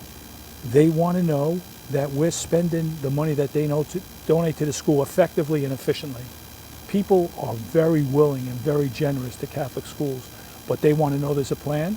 They want to know there's a vision. They want to know that step 3 and 4 is on a horizon, but I have 5 and 6 in the back of my mind. I know, you're always thinking down the road. I think administrator in your position, you look today, you look tomorrow, but you got to look next year and the year down. You may have to look 3 years down the road to see how you're going to change this. Things are being changed. You want to change with it. I want to thank you for taking time. I told you off the air, I think what a school needs is someone in the front, a general, that points his divisions that way we want to go. And a person like you, Bob, and we know each other a long time with your background, people will follow you. They'll be in back of you and they'll follow you. And this school will really be humming shortly, if not really shortly. So I want to thank you so much for coming by. We'll see you around during the games you're going to be covering. This is a football preview. We will be covering the Bosco game here, and maybe the Davidson game. We're getting enough volunteers. So we'll see you then. And maybe we'll come back again later on. You could talk maybe next year, after a year here, just how everything went that you implemented, and what's in the back of your mind? Because your mind never, even when you're sleeping, you're thinking about a couple of years down the road, right? Yeah, I'm very, very blessed that people still want my skill set, and I'm grateful for that. We're also grateful for the fact that the work that you do, right, from this lens, you're just such a positive influence. I always talk about there are air fresheners in life and air polluters. You're definitely an air freshener. Well, thank you very much. I'm going to bring that up to my wife today when she starts yelling at me. Thank you so very much. It's always a pleasure to see you. You too, A Larry. true professional, God bless. a true educator. Thank you. That's Thank Bob you. Fazio. Thank you.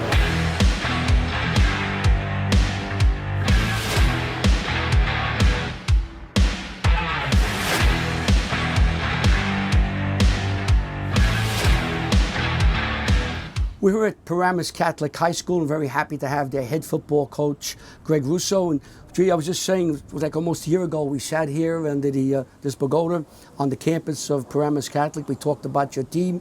You just started. It was your first year. You had a roster. Just quickly go through that process again of how to get in that roster for your first year together. What were you looking for? Yeah, it was difficult. I mean, they had something going on here. Whenever you're a coach in a new place, I mean, you got to fix the culture first, or maybe not even fix, but make it more yours. At this time last year, I barely knew the players, who was coming in, who the coaches. We were still there was a lot of moving parts. Where this year, we went through the full year. We know the kids, we know the parents, we know the league. Our staff's the same. It was really like we started, and it's way more football. Where last year, we spent a ton of time off the football field.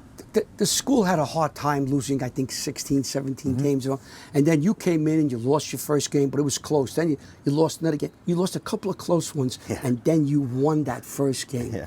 What was it like on the field with that first victory? It was different for me because, like, when I left here, we were top 15 in the country, and winning games was not a big deal. And then I came here, and I didn't lose many games at Highlands. So to me, it was just a win, right? For the kids here, when I looked at them after, some of them were crying. They hadn't won a game in 2-3 years, and for them it was emotional. And that's when I was like, wow, this is going to be a lot harder than I thought, because they were so excited, and I was like, man, I wish we could have won before the last play. That's great. So you went through the year with this team, and you got accustomed to them, and now we start the second year. How is the roster this year different from the roster last year? I know it's got to be a lot, so pinpoint a few things Just that are very big. last year there were so many question marks coming in, like what do the numbers look like, who's here, who's not. It was a lot of like, we didn't even get to do like a depth chart or this many guys. It was like a big question mark. This year we've had over 60 guys in our off-season program coming back. A lot of them have been here. We know everybody. It's way easier, and you're talking about football stuff now, and not, hey, do we have enough to play? Because that's what was going on my first year here. Are we going to have enough? Now it's like, hey, let's go win some games. Okay, let's start with your team this year, 2023. Let's start with the offensive line, because as we watch football, whether it's pros or college or high school, it seems that offense and defensive line become important. Your offensive line, it must have improved from last year. Some of your players that you're looking forward to make a big step up. Yeah, we do a lot offensively, and I think last year we had some really good players, but we did a lot, and we were trying to get things in, and it was a lot for them in their year one in this type of competition. We bring 3 or 4 guys back from last year that were already, we look sharper 6 practices in than we looked week 10 of the season last year. So I think we're leaps and bounds ahead of where we were, not just up front, but pretty much Anybody everywhere. name you want to mention that would be a big we bring comfort? back both tackles. Juan Minaya comes back. Malachi Goodman comes back. They're both scholarship guys. Our center, John Camacho, is a scholarship guy. He comes back. And then we have a bunch of guys that are kind of coming back that can play either guard spot. And what about the quarterback position? That runs the team as it's starting to rain for the 50th time in 3 days. All summer we start at 4. It always starts raining at 4. But quarterback, we have 3 guys right now. We have 2 sophomores and a junior that are kind of battling for it. And right now they're just splitting reps, and we're getting them even reps. And we'll see once someone starts separating, we'll start changing the reps. They all have a lot of promise. Would you say the quarterback position is an open position, a lot of competition, or you're leaning one way or another?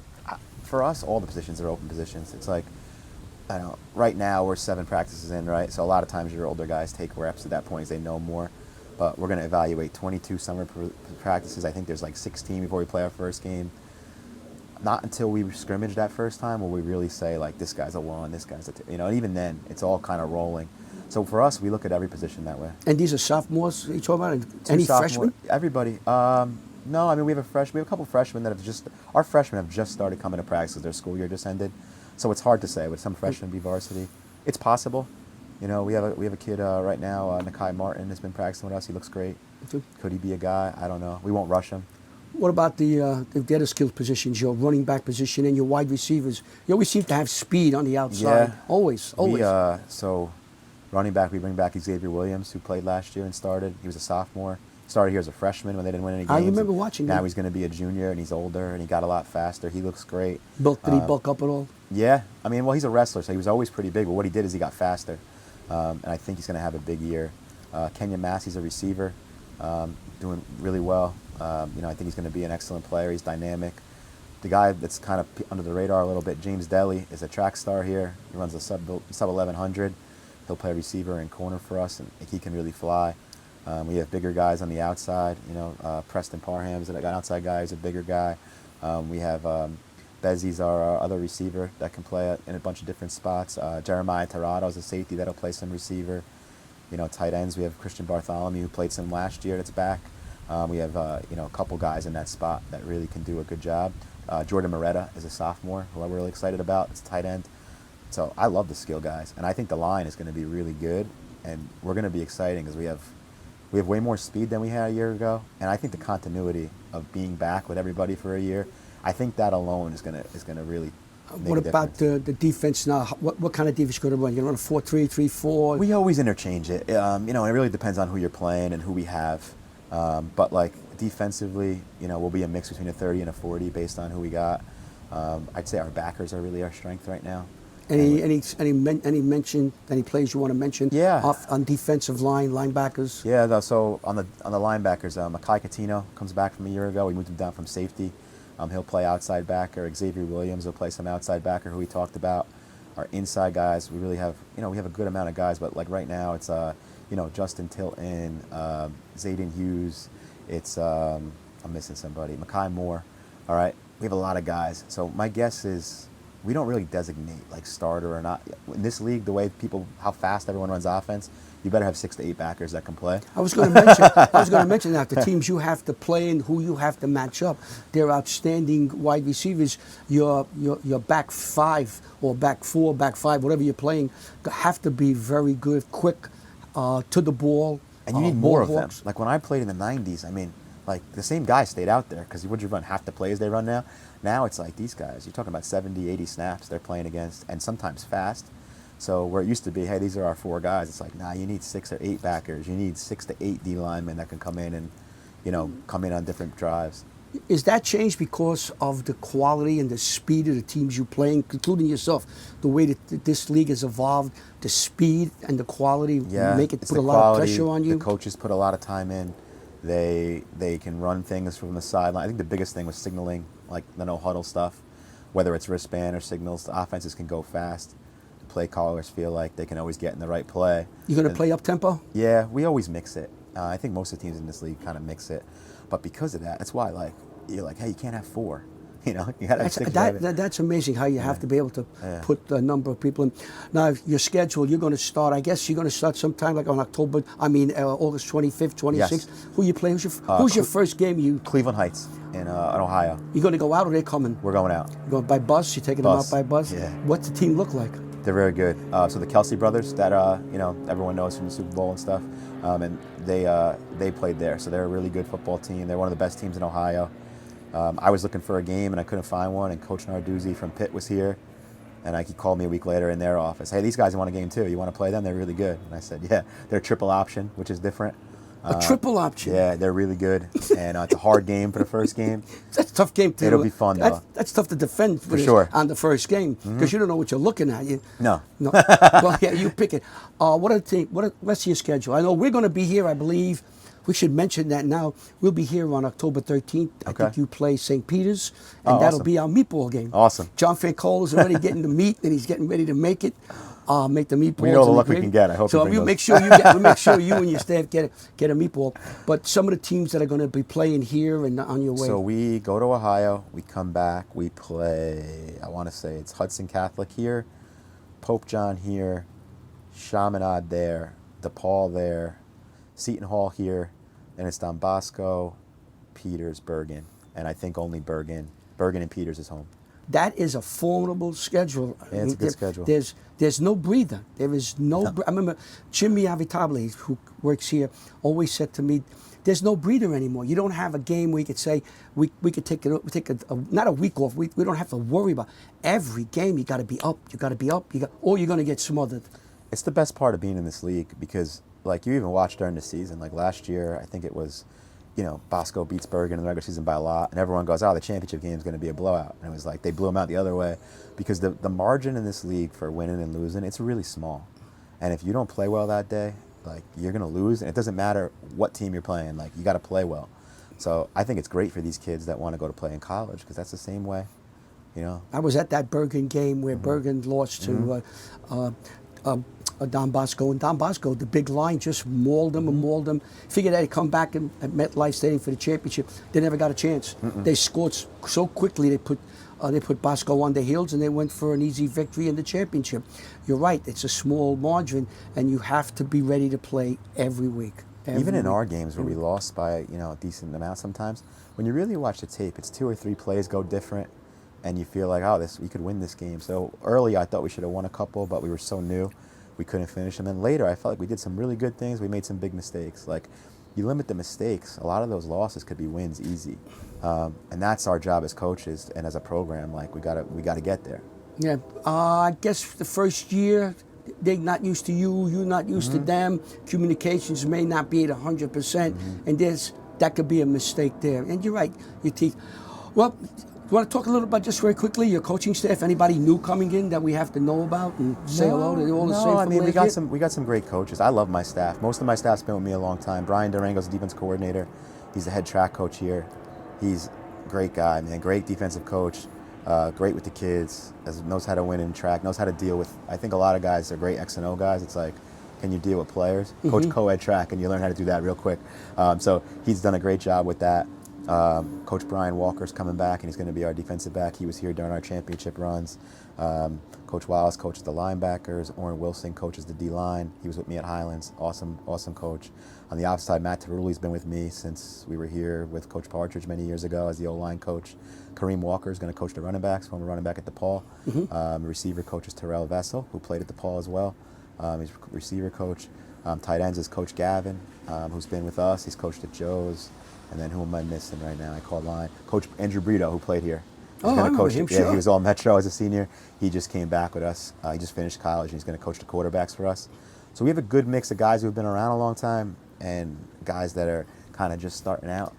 We also have Coach Shea, who helps the D-line and does a lot of our scout and analytics. Just the last question to let you go, because I know you got to practice in the rain. I know you can't wait to get out in the rain here. I always talk to coaches. The freshman team coming in, what I know you want to build from the bottom up. Yeah. How's the freshman team coming in? Very good. I mean, a lot of the guys are with us already, and they're doing great. And, we don't rush them here like a lot of people try to get them in with the guys right away. I tell them, if you're playing baseball in the summer, you got family vacations, you want to come in the summer, it's, you get there when you can get there, but we'd love to have you, right? And we treat them just like the varsity. They come in, they meet, they lift, they go out to practice. So, we kind of get them ready to kind of come in. And I tell a lot of guys, like, yeah, we want to win games as freshmen, but that's not the number one. The number one is, like, are we getting you ready to play varsity as a sophomore? Or is it a lost year? I think at some places it's a lost year. That's a good way of looking at it. Here, I don't care about the wins and losses. Are you ready to play the next year? Because you might have put in a bunch of schemes maybe they can't do when they're freshmen. And you're going to suffer for it that year. But as they get older, they know it already. Like our sophomores that are going to be our freshmen last year, they all moved up. They're ready to play. Now, could we have won some more games? Probably, all right? But I'm okay with that, So it's the same thing with this group. Good. I want to thank you for taking time out to, although you got cover here. I see you're ready for the I'm ready. There. How long will practice be tonight? We'll go 4 to 6. 4 to 6, so good luck. All right. We'll see you. We'll be around. What's your first preseason? Oh, Irvington. We only doing one because we start so early. You only really have time in the schedule to do one. We're going to game scrimmage Irvington here. I think it's the 16th or the 19th, whatever that Thursday is before we go. And then you go out to the Ohio. That's a Saturday game for you? Yep. You leave Friday night or Saturday? We're going to leave Friday morning. We're going to do a walkthrough at a college. We're going to eat and sleep there, get up, play, come home. A nice business trip. Yeah. Thank you. No good problem. Luck. Good luck. Thank Greg you. Russo, You have a great one. the head football coach at Paramus Catholic. I think you're going to recognize the gentleman sitting to my right. You've seen him over 25 years on TV, covering high school football games. The one, the only Jimmy Cavallo, who now is the AD here at Paramus Catholic High School. Jim, first of all, congratulations on becoming the athletic director here. You got a big smile on your face. What made you get into the AD part? You've been covering high school football forever. You and Mike Quick, now you're an AD. I still am getting used to somebody saying that I'm the athletic director here at Paramus Catholic. But, Larry, I think it's a natural pivot for me. You know, at some point in your TV career, you look for other things to do. You look for other things to do once you turn 55 years old. To me, this was a natural because I've been part of high school sports my entire life. At this stage of the game, for me to become part of something like Paramus Catholic and the movement of Paramus Catholic athletics just seemed like a natural fit for me. It's something I could do, well into my 60s, so to speak. What did you find the most challenging when you got here and you started working with Jimmy Avitable? We know forever, and you know him probably longer than I know him. What did you find the most challenging? What are we going to order for lunch? No, I mean. And what did you order? Pizza? I am at a great advantage sitting alongside Jimmy Avitable every day. Jimmy is a Paladin, and Jimmy has been here for 27 years. And he is the yang to my yin. We are side by side. We run everything off. It's a big place when it comes to athletics. There's, I believe, 27 varsity programs here. There's a lot to do athletically. So, we have, there's a lot on our plate every day. The biggest challenge, you asked me, Larry, I think my biggest challenge is that I don't want to just say I want each one of these varsity programs, JV programs, freshman programs to feel like they're the most important program to me. I actually want to act on that. I want each one of these programs to think that I care, that I want to give them the best possible experience. You and I share something in common. We cover high school sports, and we both learned something in that experience that, man, when push comes to shove, we realize it's the best time of these kids' life, right? It's a one-shot deal. There's no such things as extra years, red shirts, COVID years. It doesn't happen in high school. You got 4 years. You come through. When it's over, it's over. So we want to aid in that experience, that it's the best experience of their life, because I believe it is. So now when you're starting now, the fall programs are coming up.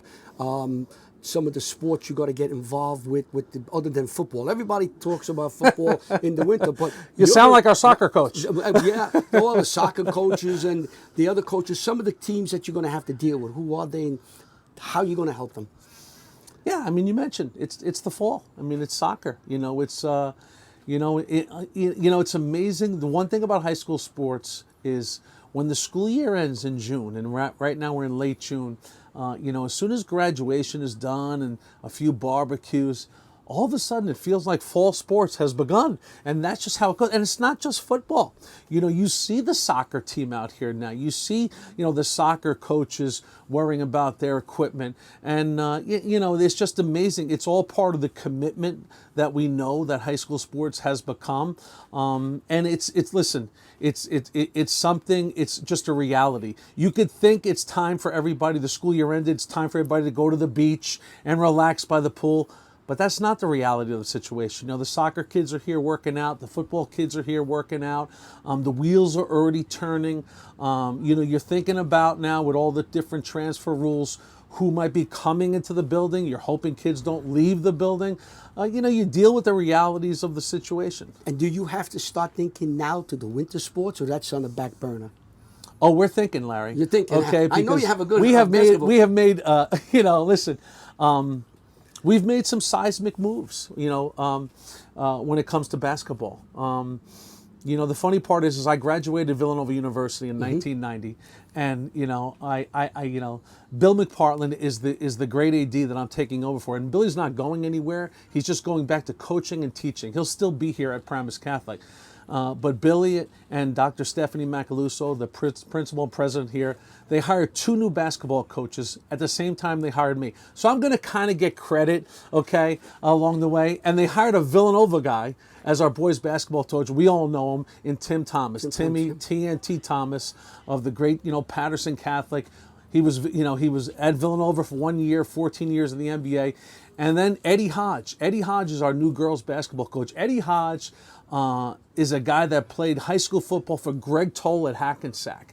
And in the last 20 years of his life has embedded himself into the culture of girls basketball. So we know we've made 2 great hires. I mean, it's like the excitement for basketball here is at a fever pitch inside the building, inside the administrative, because we know, okay, that huge change is coming here. It's going to be a lot of fun here on basketball game nights. I think when everybody comes back into September, you're going to feel a tremendous amount of electricity going through the building because of what you have started in football, basketball, soccer, girls softball, girls basketball. It's just, what do you say, 23 27 varsity, varsity, yeah. That's a lot. That's it pretty is. good. It's a lot. And, listen, high school sports, your success, it has peaks and valleys. You know what I mean? And obviously, you were here the day Jabril Peppers walked into the building, came over from Don Bosco after his sophomore year, and joined forces with the great Chris Partridge, head coach Chris Partridge, who's now back at Michigan. You had those great years, and then Coach Partridge left for college football. Dan Sabella came in. He won a state title. He didn't have Jabril Peppers then, but he had Steve Shanley at quarterback. Sometimes it's not the big movie star that delivers in the moment, but it's like, and then, of course, now you come into a little bit of a down period. They had a long, Greg Russo comes back. Greg Russo, the football coach here, is a paladin, man. He was a wonderful player here for Coach Campy back in the day. He left. He was with Chris Partridge as the offensive coordinator, won the championships, went on to Northern Highlands, won another state championship there, and now comes back to his alma mater. His first year back being last year, he inherited a long losing streak. He ended that quickly, and now going into his second year, we're raising the bar again for football, and there's a lot of there's a lot of excitement around that. I can tell you, coming here so many years, you could feel the excitement last year when Greg Russo came. Now you start with Tim Thomas yourself. It looks like there's a lot of electricity in the school, and I think what's going to happen, being a teacher for 35 years, when everybody comes back in September, the building is going to be very, very excited what's going on, and they're going to walk around and be very proud of being a Paladin. Yeah, I mean, the student experience is really important. It is, yeah. I mean, our fearless leader here is Dr. Stephanie Macaluso. She cares just as much about the student as the student athlete. We want the student experience to be great. I mean, we're going to have to bring you in here because we got a great TV studio here, and we want to build some young female and male sportscasters. They're going to lean on me for a little bit of that. I'm going to lean on you for a little bit of that. But listen, it just gets back to the fact that being a high school student is a unique period in your life. We want them to leave here. You and I always said, and you'll share the sentiment, people used to ask me what I did, and I used to say I'm in the business of memories, right? Because when you do a game on TV, when we first started, it was a VHS. Right. It went to a DVD. Now it's a link, right? You hang in there long enough, it keeps changing. God knows what it's going to be in 10 years. Right. But what is it? It's a memory, right? We chronicle memories, and we know it's a very memorable time in the lives of these kids. And I'm here to aid not only for the athletes, but the non-athletes. Maybe we could help somebody become a radio or TV personality, a weather girl, whatever it is, just by teaching them that when, if you want to be on TV, when that camera is there, be yourself. I mean, Larry's himself, I'm myself. Well, we had a couple of people who came through WCTV that are now working professionally for C-SPAN, and one is working for Amazing, Fox. right? And Guy Benson, who was at Ridgewood, worked with us when he was a kid. Now he's on Fox as a contributor. Dan Duva, who worked with him at Ridgewood, calls the games for the Las Vegas Knights, and they just won the Stanley Cup. When did WCTV start? 1982, but I got involved in 87. I'm going to ask a very difficult question of you, and then I'll give you my answer because I had a chance to think about it. You talked about memories, going all the way back with calling games. You have one memory? That's a tough question. You know, listen, there's so many great ones. I spent a lot of, listen, on MSG, there was a time period before MSG varsity when it was just regular MSG, Knicks, Rangers, and we were a little high school universe on that network. So we were top heavy. We did a lot of Bergen Catholic and Don Bosco and St. Joe's, and people would complain from time to time, hey, you only do the big boys. But, you know, we were in the entertainment business. Like I said, it was the network of the Knicks and the Rangers. There was a day at Bergen Catholic, St. Joe's at Bergen Catholic, we're in that high school football game. There were 6 NFL players in that game. The McCourty brothers and Brian Cushing. It was, you know, Jimmy Dre and Junior Gillette. It was just like, you know, it was just this amazing, but think about it. One high school football game. 6 NFL players in the game. And when people on Long Island or Westchester used to say, what's with all this Jersey football? I used to remind them, hey, do you have a high school game that had 6 NFL players in it? I remember that game. That one where Cushing ran one back for a touchdown. Everything. He a fake punt. He ran one back. He returned a kickoff. He rushed for him. I mean, you know, it's all part of the fabric of New Jersey high school game. football. I remember being there. Just quickly, my thought, talking to you since we're going back memory lane. We did the 93 championship game between Bergen and Paramus Catholic, the classic. Yeah, the greatest game ever played. That's not my top memory. My top memory is St. Peter's driving 99 yards against St. Joe's, which is number 1 in the state with Greg Telemack as a running back.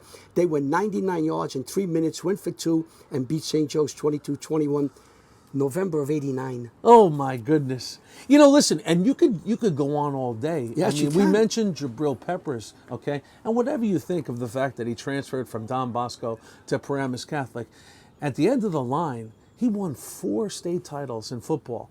You know, and like when he came to Paramus Catholic, I know the cynical side of most people was, he's not going to win any state titles over there. Oh, yes, he did. Back-to-back titles here. And, you know, he stood in the locker room at MetLife Stadium holding up 4 fingers after that 4th one. And, I mean, listen, you know, Peppers was an amazing display of athleticism and commitment because after he won his 4th title, the 4th being here at Paramus Catholic, his senior year, he was already committed to Michigan. You know, he could have went on to Michigan in January. He had the credits to graduate, which a lot of kids do now. He could have just kind of mailed it in, but he ran track in the spring. And he went down and he won the 400 meters, which he was determined to do. And I believe he won the 200 meters, which kind of showed you a thing or two about the kind of athlete he was. You know, every year, there's great memories. You know what I mean? Like people, I'm a St. Joe's guy. So like the St. Joe's guys always say to me, oh, you're always complimenting Bosco and Bergen. You know what I mean? Well, I'm sorry to bring that St. Joe's story because they won't talk about it. And Paramus Cat, listen. They won't talk. But there's, you know, like, listen, I mean, there's been plenty of great days, you know, covering the I went up to St. Joe's to do a show for Tony Cartridge, and I was talking to some of the guys up there, Frank Salvano. Tony will not talk about the 89. Doesn't exist. That's how tough that game is till today. And that's the way it goes. Listen, it was wonderful talking to you. If you need any help here with your television, we love to help in any way we can. Give us a call, Ida, myself, and the rest of the gang. We'll be glad to come here. We'll take them under our wing. We do a couple of games here. They can help do the game, call the game, whatever. You set it up and we'll help. Now that we have Tim Thomas here, you'll be another celebrity we bring into the building. There you go. Bring somebody. A lot of celebrities around here. No, that's great. Thank you. Thank you so much. That's Jimmy Cavallo. The best. You recognize him. The best. The best. Hey, WCTV has a lifelong legacy of helping kids out by giving them exposure and putting out a positive message about them. My entire career has been alongside WCTV. How many days have I stood there with MSG, and you guys have also been there doing the game? Right. It's great stuff. You're doing God's work, Larry. You're doing God's work. Thank you so much. It was coming from you. That's a tremendous compliment. You got it, buddy. We appreciate it.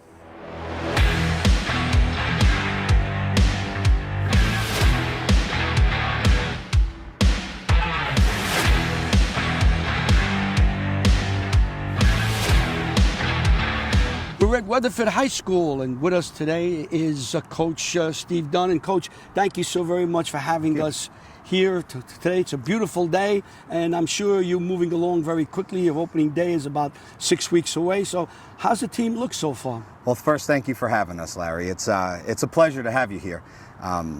And we must be doing something right here at Rutherford if we got WCTV as an interview, so it is an honor.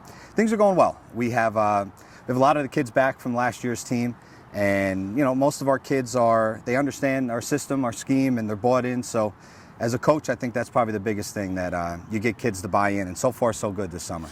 So we always like to start. I think the most important thing in my mind as we go on and from high school to pros is the offensive line. You have a good offensive line. That's a good base when you want to build a team. Talk a little bit about that offensive line. Well, I'll tell you, Larry, I said it before, I watch all the preview shows from a lot of different people and companies, but I love what you guys do because of that.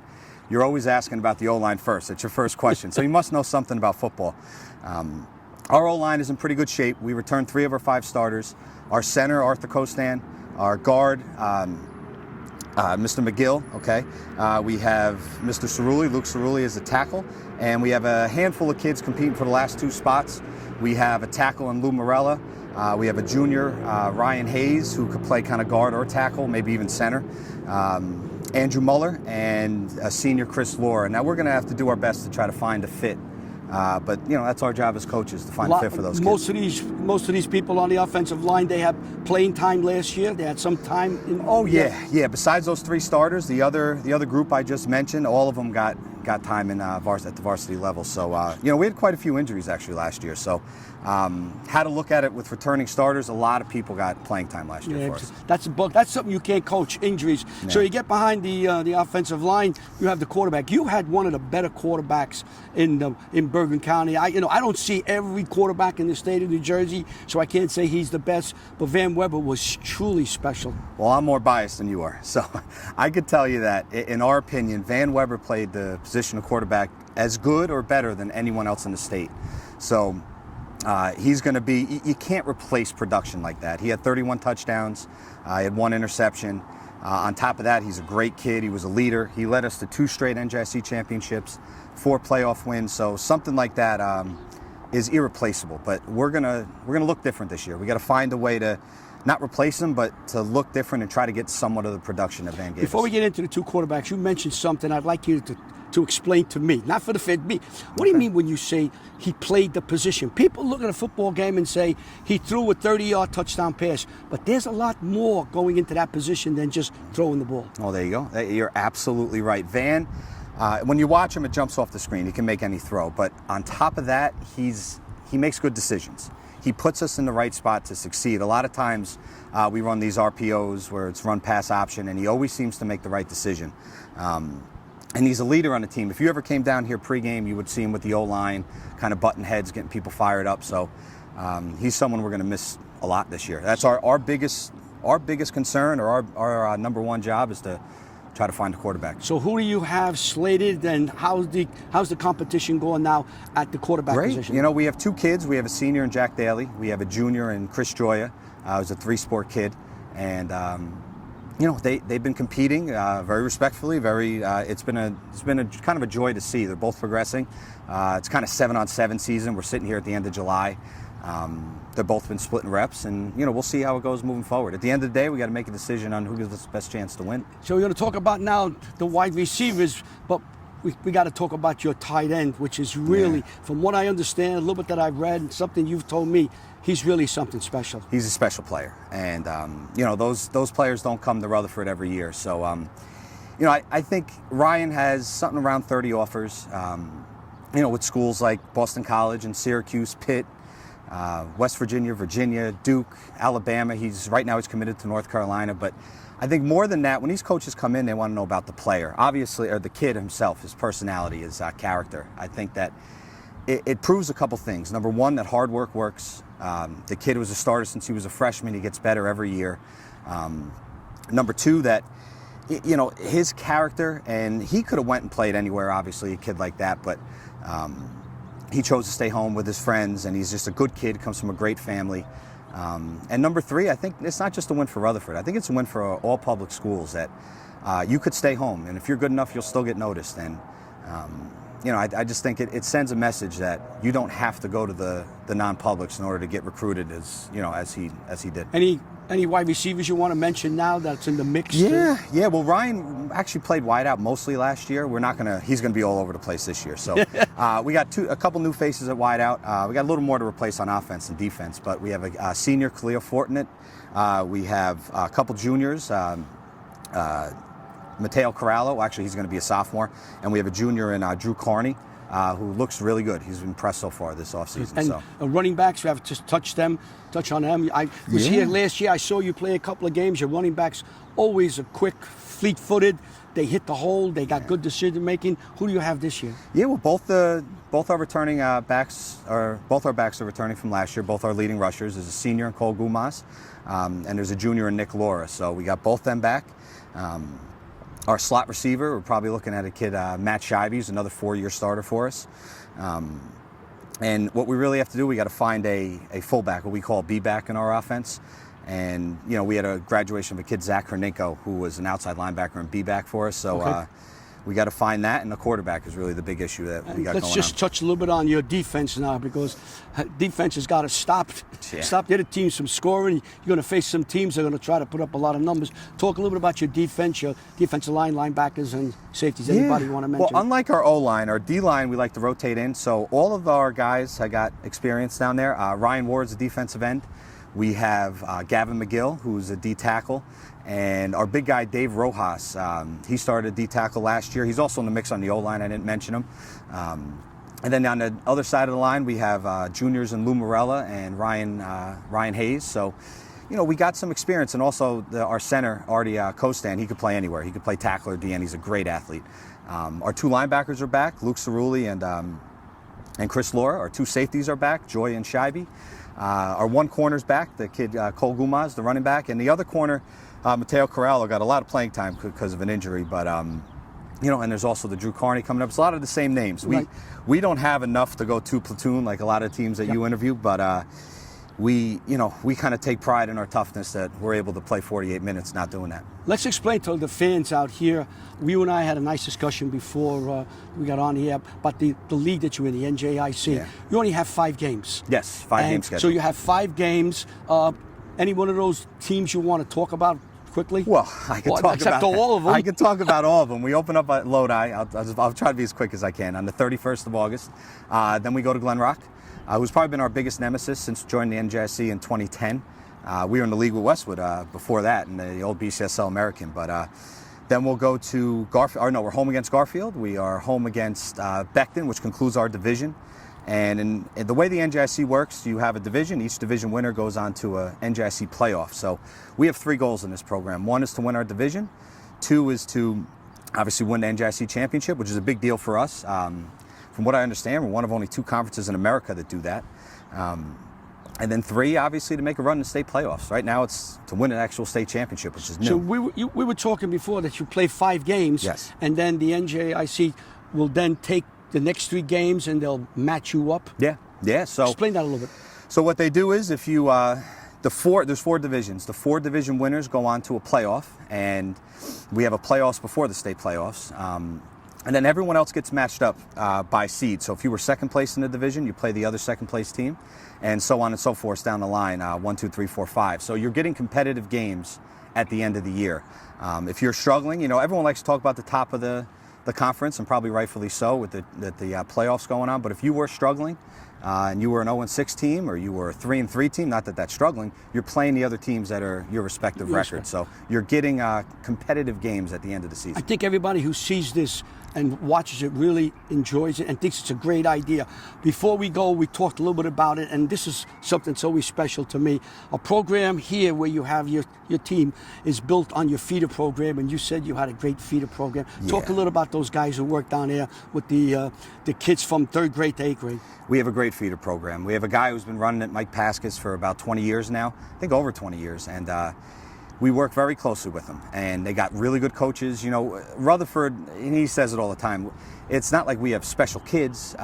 We think that, down there they get coached up very well, and they come in as winners is the biggest thing. And the kids expect to win, and that's really been the key to our success is our feeder program. I think any high school program, if you have a good feeder program that, you're going to do well at the next level. And that's really our, if you want to call it our secret sauce, you got to get the kids to buy in. There isn't, coaching, it could be the hardest profession in the world, but at its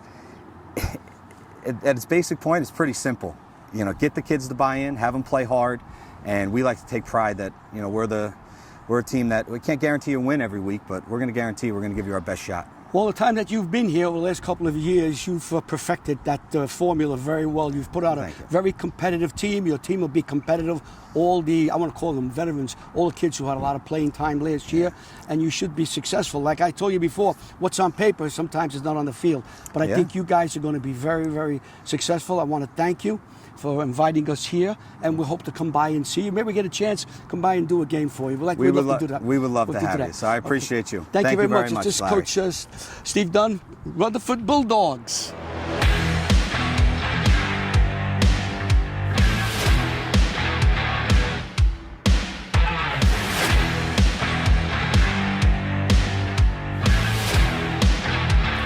We're here up down Bosco Prep, and we're talking to the head football coach, Dan Sabella. And Coach, I want to thank you for taking so much time to give us your time to do this interview.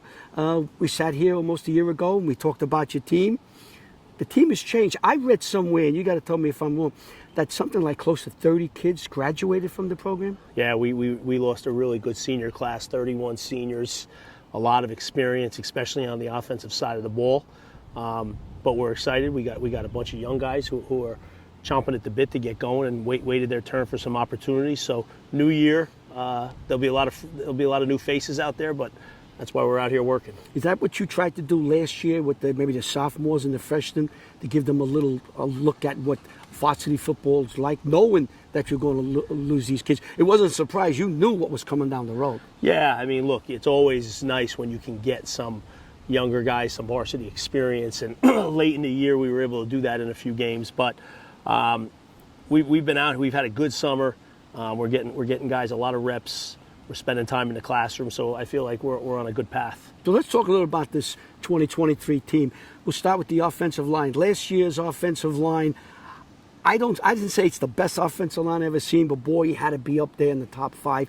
You had an outstanding tackle in Basontas, who I believe he went to Texas A&M. Talk a little about the offensive line this year and some of the players that will step up. Yeah, so we lost 2 4-year starters and a 3-year starter at center. We do have 2 guys back, Amari Francis and Kevin Garcia, our veterans. They're both 3-year starters, so we're fortunate to have them returning, but we have a lot of young guys, inexperienced guys. We have a little bit of a musical chairs thing going on up there right now as far as the rotation that we have.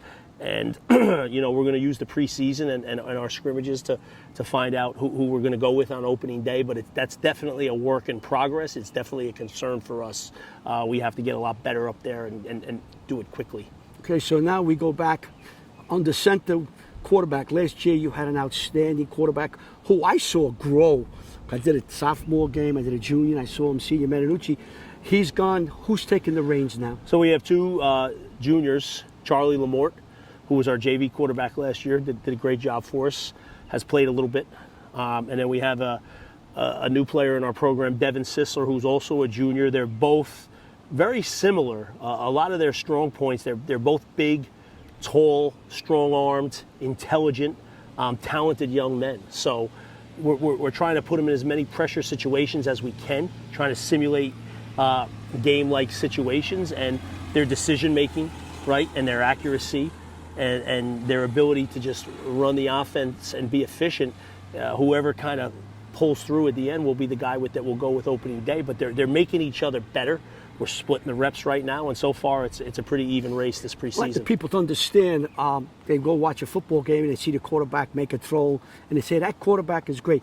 But there's more to the quarterback position than making a throw, and you just mentioned it. Just talk a little bit about how important decision-making is in the quarterback position. It's as important as anything, and just having that poise, having the ability to anticipate, especially in those pressure situations, which you're going to find in our league with our schedule on a consistent basis. So you go as far as the quarterback takes you, right? Just making sure the play is called right in the huddle, and we're lined up right, and we're motioning the guy at the right time, and everybody's set. There's so many little things that go into it.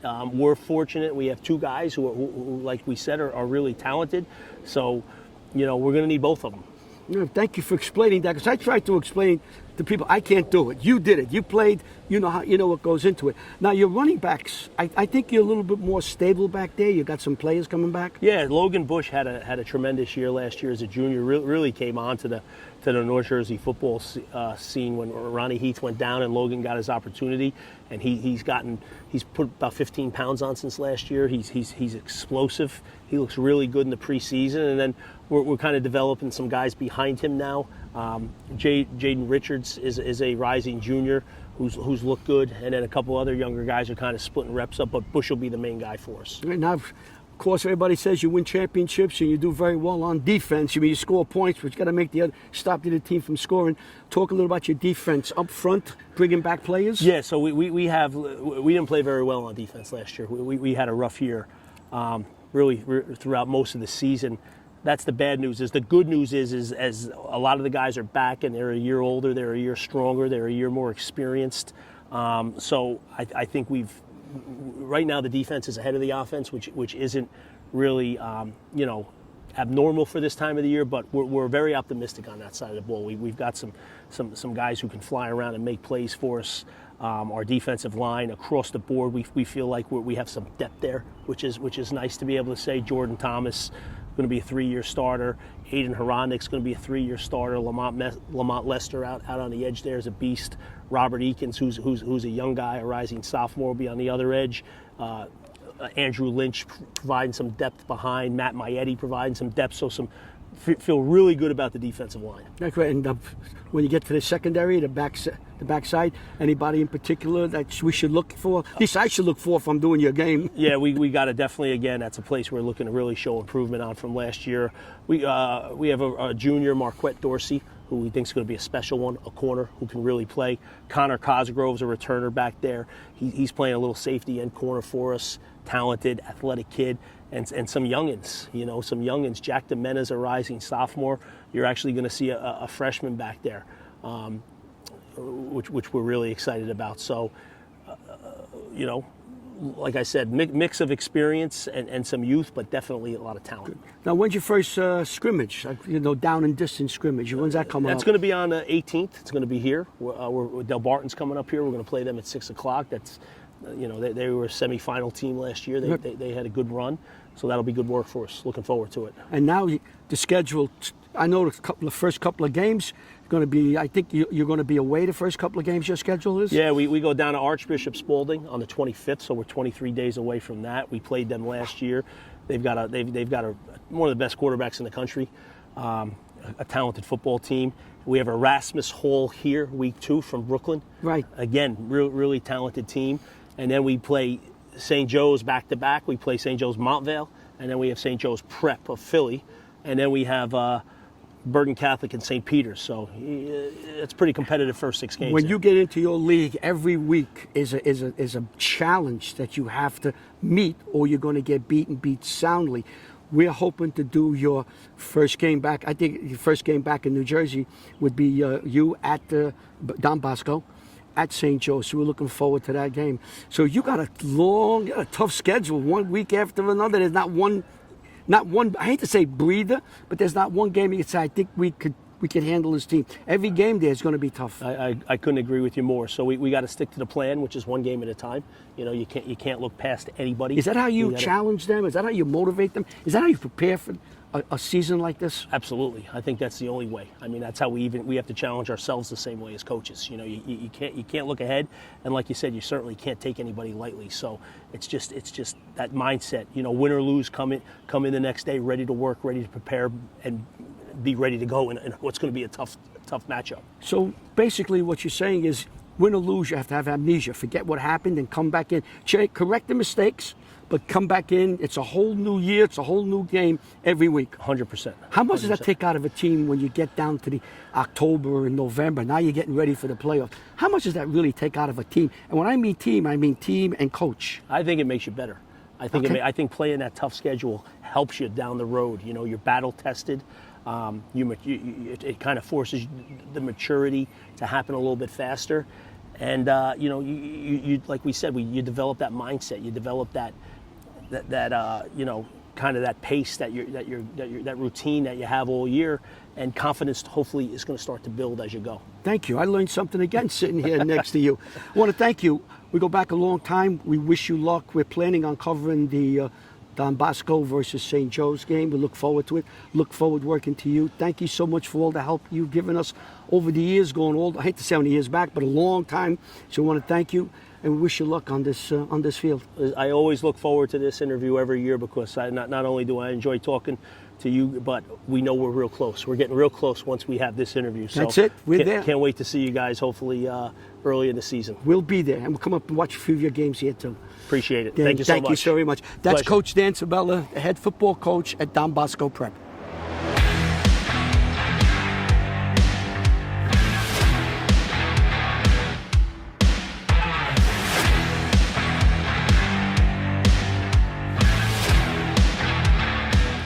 I'm here with the head coach at Dumont High School, who has done a tremendous job in the couple of years you've been involved with.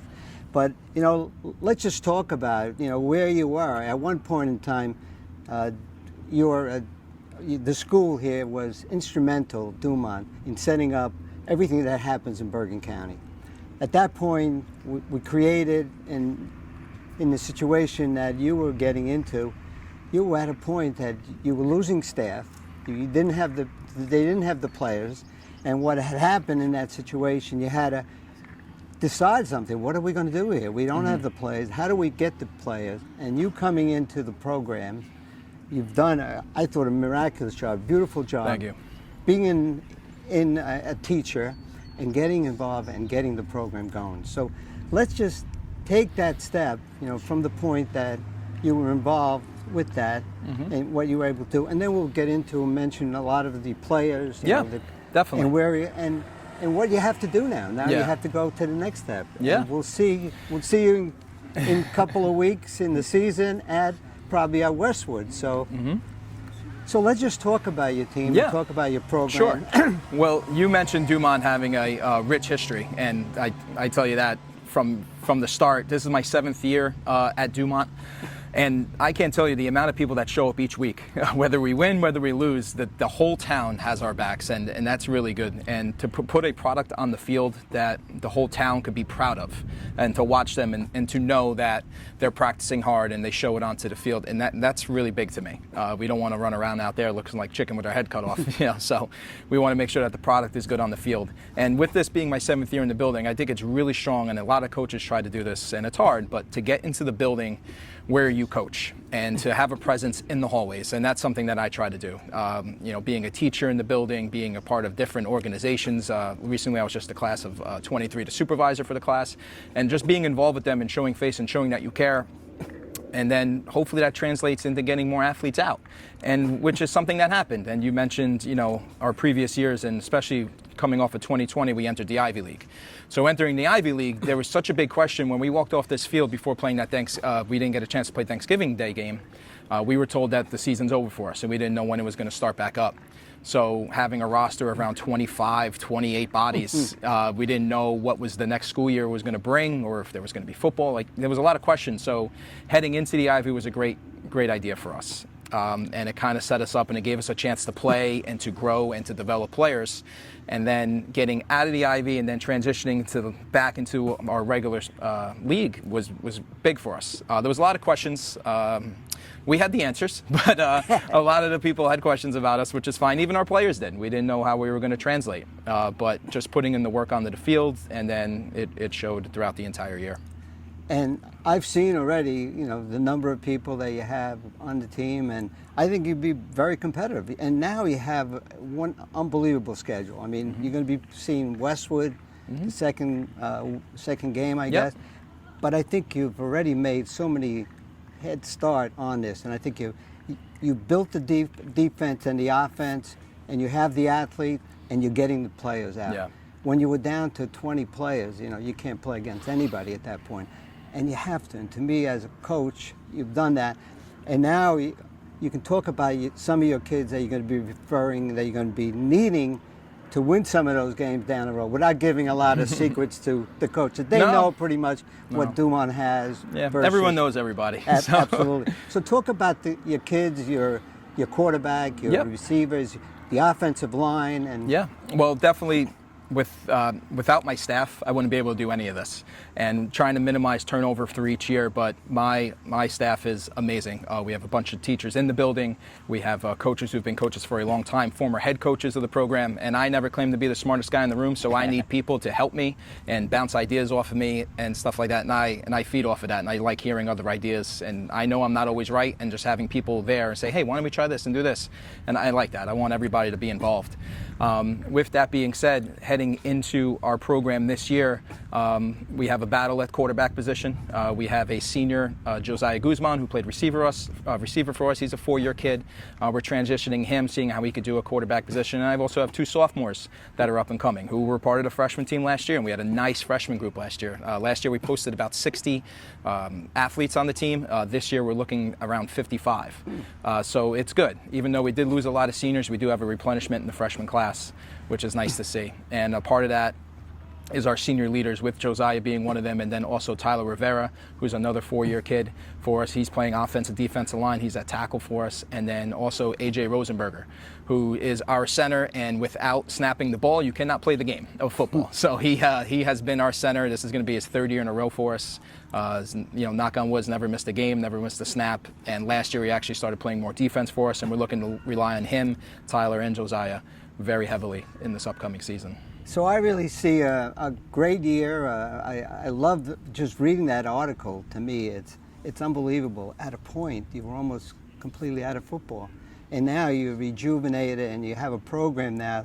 And you're right, having the teachers, having yourself in the school, it's critical. Mm-hmm. You got to keep the kids here, keep them in Dumont, and you can help them getting into college by their playing. Yeah, definitely. Everyone has goals of playing at the next level, but we try to teach beyond that too. So a lot of our football athletes tend not to play as much. We do have our last 2 years, we had Matt Frederick 2 years ago to go to Lock Haven, and recently, as this past year, Jackson Lockhart is going over to Monmouth. So we tend to have like 1 to 2. But when I'm graduating 13 to 14 seniors, we try to teach them skills and stuff that go beyond just playing at the next level, trying to develop them to move forward and set them up for their career and stuff like that too. And being in the gym, working in the gymnasium, you see the kids, and you're able to use some of the skills, build on the skills for football. I mean, and you're directing these young men to join you on the team, and you'll help them with college, and that's the key as a coach. Yeah, well, especially being a Group 2 school, and anybody in smaller schools know this. I think we have around 750 kids, but we share athletes, and being able to share athletes, especially in the summer with open season, we have to be able to divide time and set up schedules and stuff like that. And Dumont does a great job with that, and it all starts with our athletic director, who's Joe Sotera, who's understanding and gets the needs of all the coaches and all the players involved as well. So being in the school is great. Football is very popular. Not a lot of people tend to play football, but I do have to rely on Joe DeVito, who brought back our rec program for the last 2 years, who's currently on staff with us this year, another former head coach over at Garfield. So I get to rely on him heavily, but him bringing back that rec program is setting us up, and you could see it in last year's freshman class with 15 plus, this year with 15 plus again. It's starting to trickle down to the youth again, which is really nice to see. But your schedule now, week 1, you're going to be... Yeah, we're home. We played before Labor Day, just like we did last year. We had a great game against Bergenfield last year under the lights. It was their first night game in a long time from them. So we open up with Bergenfield in week 1. Again, our 3 out of our first 4 games are home, so we're heavy in the front. Then we have Westwood, Glenridge, which we plan on being our senior night, mainly because our first home games are early, so it sets us up if there's rain or anything like that. We could go into the back end. Then we had a great game against Paramus last year, looking to have another one this year. That'll be home for us. And then we have... we have Kinnelon, Parsippany, Ridgefield Park. We go down to the pit this year, which, being a former Cliffside Park Red Raider, always loved games down in the pit, so that's going to be exciting as well. And then we wrap up the season with Mahwah, and then, of course, whatever happens after that happens, then we have the traditional Thanksgiving Day game against Tenafly. That could be the game that we may do on the road, because we were down at the Ridgefield Park and we interviewed. He's an eloquent guy, a great guy. a coach, there should be a coach, just like yourself. People like you should be in the system. You're a teacher, and you'll give the right direction to those young men that come through. Yes. But with that, I want to give you good luck. We'll see you for sure on week 2. Yep.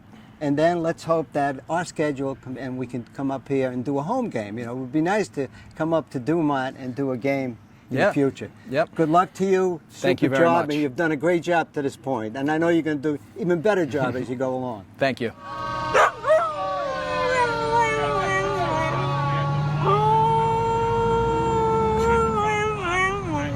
Get over there. Oh, wait. Well, we got finished interviewing Mike Farrington of Dumont, and who happens to show up? The big Husky himself, and I mean big Husky himself, WCTV contributor, the great Brian Carr. Now, you got a lot of time on your hands, and you're going to be watching football, you're going to be tweeting. How does this year look to you? And give us your in-depth perspective. Thank you very much. Larry, that's a long Get your hands off question. my microphone. No, but I think... No, he doesn't need the I microphone. don't know. No. He's got a mic. Oh, you got a mic. All right, go ahead. Am I supposed to continue? No, I think, Larry, like every other year, it's the same for all the schools. Like Mike, he's got to replace here at Dumont, he's got to replace a quarterback, a key lineman, a running back. Every school's got that same challenge, you know? The bigger schools, like the parochial schools, they have a little bit easier because they have a bigger stockpile. So I think the key for all these guys and a program like here at Dumont or Rutherford and Steve Dunn at Rutherford, and I mean, you had Steve Dunn on the show as well, they have to replace their quarterbacks, those linemen. That's the key to these guys, getting them ready for the season and let the best team win. You probably looked at some of the schedules. Anything pops out over the next 10 weeks that's going to be playing right through November? Really, the key is it's the first 5 weeks we'll know where everybody's going to be. You know, I think like Mike mentioned to you earlier, talk about like Westwood. They play Westwood third week of Westwood's schedule. They're second, Dumont. But Westwood's got to go down and play 0 week down in Palisades Park against a really good South Plainfield team. Westwood's going to have played 2 really tough teams before they get to play Dumont. So they're going to be tested. So that gets them ready. And you've got a solid program. We know Westwood. The Carthage boys are there. Robbie's back, what is it, 4th year now? Quarterback. So you got a stud quarterback that Mike has got to prepare to defend that. So that's the key. You know, they know what they got. What Dumont doesn't know what they have yet. They have a quarterback that's coming in. It's got to be broken into the position. Comes from wide receiver to quarterback. So that's the challenge here. But Westwood comes in with a solid base at quarterback. What do you think about the starting on the 25th of August? I mean, my kids played football. We started the 15th of September. Now we're at the 25th. It's called 0. They're going to have a -1 one of these days. I mean, the coaches have to get in. They got to work hard. They got to get their team ready. Sometimes that first game, they don't know what they have. Yeah. But I think, you know, football today, and probably Coach Farrington would say the same thing, it's a 52-week, a year. Football is year-round. You know, they're lifting in the winter. They have camps. They have 7-on-7. So football continues year-round. So, but anyway, like you were saying, it reminded me of the same thing. When I started, so this is a long time ago, we played like the 3rd week. You came out like right before Labor Day and ran a mile run, and that would be the determination if you were on the team. You had to run the mile. And you can run a mile, you'd be like playing a team. So we played a lot later. And I remember years ago, Coach Nymphius at Riverdale said, they played like 3 games before they even had a class. So, and he would say it's a little too early to have playing games before school starts because it's a school sport. You're a student athlete, not an athlete student. I agree with you there, Dev. I know we're going to be doing Westwood's games, and they'll have 3 games. And I was talking to Coach Mike Farrington. Westwood's going to have 3 games in the book before they have their second day of school. John, your feelings of the year starting on the 25th? I think, like everything else, the earlier you start, you got to start early to practice. But you know what you're going to have, Larry? You're going to have situation where you're going to be able to have coaching inside the high school, meaning not official, but looking at films and reviewing things. And you're getting the guys being, say, in the gym, weight lifting, all that is done automatically. So it's just going to be something that coaches will be looking at these individuals to get ready. So all that will be ready. So on day 1, physically fit, ready to go. I think and you're be right. Reviewing all the information. To me, it's just something. It's a growing pain to change these things and do it that way. I know. I'm looking at Mike, Coach Farrington. Football today, and his job is 12 months out of the year. It never ends. It just flows into the next cycle. Whether you're lifting weights or working to get kids into college, then lifting weights, and then running around, and then preparing for the next year. It never stops. It's a full time. I think the important thing, and it helped. It was good for my son when my son played here at Dumont. By the way, my son Michael Carr played at Dumont. Get that senior in, huh? year. He was 2006. But I'll tell you this: the point of the story. That's the guys that got him on the team. Mom and Dad, yeah, we want you to play, but in the building, the teachers, they saw the guy, my son, if you ever saw my son, monster, 6'3" and 300 pounds. The coach wants those guys. So it's the coaches in the building, the teachers, math teachers, gym teachers. Coach Richie Kerber in the school, he's up in Honus. He sees the kids up there and up to 8th grade, so he knows the kids. He's looking for those kids. Billy Wild used to say at New Milford years ago, we got to recruit in our building. Or we got to recruit our own kids because we want them to stay here because we want a good team. Now that was a good coach and a good guy, Billy Wilder. Well, I want to thank you for coming by. Next time when you come, can be a little more prepared. I mean, you didn't know what you wanted to say. So we're getting ready to kick this football off in a couple of weeks. The year starts. One thing I do know, talking to Jimmy Avitable, and we say the same thing. And I'm sure coach is going to agree. It goes awfully fast. Yeah. The end, before you know it, the year goes by. You're looking at playoffs. You hear where the year go. Football seems to go quickly, more quickly than any other. And the next season seems to come back quickly too. So you get older. These days fly by. So we look forward to it. We here at Dumont, we want to thank Coach Mike Farrington for giving us a few minutes. We want to thank the big Husky from coming over, Brian Carr. You'll see him on WCTV shows as a contributor. And John and I will be doing football games throughout the fall. Just check our schedule and you'll see where we are. We have a full slate of 9 weeks.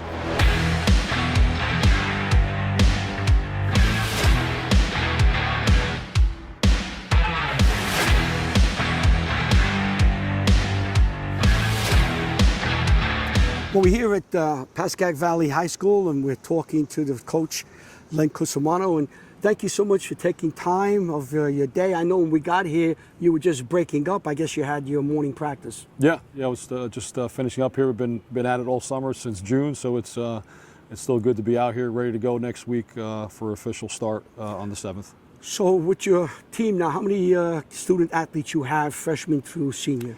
We're looking about 70 to 80, depending on kids that might drop off here at the end, but. It's a good number for us. We got a good group of freshmen that have come in, but again, it's just maintaining that consistency throughout every year that they rise in the program. Some kids fall off as the years go on here and there, depending on their likes or dislikes. But the ones that stay are ones that are going to make the commitment every single day. Now, how's the program now? I mean, how's the team now? I know you got together a couple of weeks, your time off in the weather. How's the team gelling right now? How do you like your team right now? I mean, once again, the summer months in June and July are, really, it's good to get the continuity with the players and the coaches, but you really won't be able to tell until the pads really come on this month. But it's good to get that time in June and July just to get the fundamentals down, how the rhythm of the practices go, the concepts, obviously, in offense, defense, special teams. But overall, we do like what we see so far. We have some experience coming back from last year with some new guys jumping in some spots. So let's talk about some of these players you're going to have, some of the new guys, some of the players who played last year are going to play a prominent role. Let's start with your offensive line. Talk a little about that offensive line. Offensive line starts with our left tackle there, Joey Von Tobel. He's done a great job at the tackle position. At the guard spots, we have Jordan Serra, great kid, does play both sides of the ball, does a great job for us on that side. Enes Feratovic played tackle for us last year, also does a great job. Did a great job at tackle, but also is moving to the center spot. He can play any spot, either center or tackle. Dante Ricciardi's jumped in there from last year. He's a year stronger, a year bigger. Has done a great job as well. And Shane Burke, also a terrific young man, very smart, bright kid. Again, a year in the books as far as getting in the weight room, getting stronger and bigger. Has done a really great job. Now we go back to the man who's going to be getting the ball from the center. Right. Your quarterback. How's your quarterback position look? Yeah, we As you look got at it now. two young guys, Adam Shaw, Michael Coletti, done a great job here in the preseason months, getting reps, getting some work done, getting the concepts down. So great battle between those two guys, and obviously was one young Brendan Gaskin as well will be in the mix as well. So all three young guys that we like are great leaders that will do a great job. Now we get to the skilled positions, the running back, wide receivers. You got the seniors, juniors, upperclassmen, sophomores. How does this work? A young with man you? at running back as a sophomore last year did a great job. Kevin Regula, when he was rising up in the lower grades, you can see what a great talent he is, and is going to continue to do a great job this year. The wide receiver spots, Mike Franzaglia, Aston Kaczynski has done a great job as well for us at the wide receiver spot. Owen Deedy as well. All great kids, great fundamentals, great speed, and I think should do a great job for us. You're going to be on offense. You're going to be faster than you were last year. I think we will have some speed. The one thing those kids do have is some good, downhill speed that is pretty impressive. Again, they got to make sure they're lining up correctly.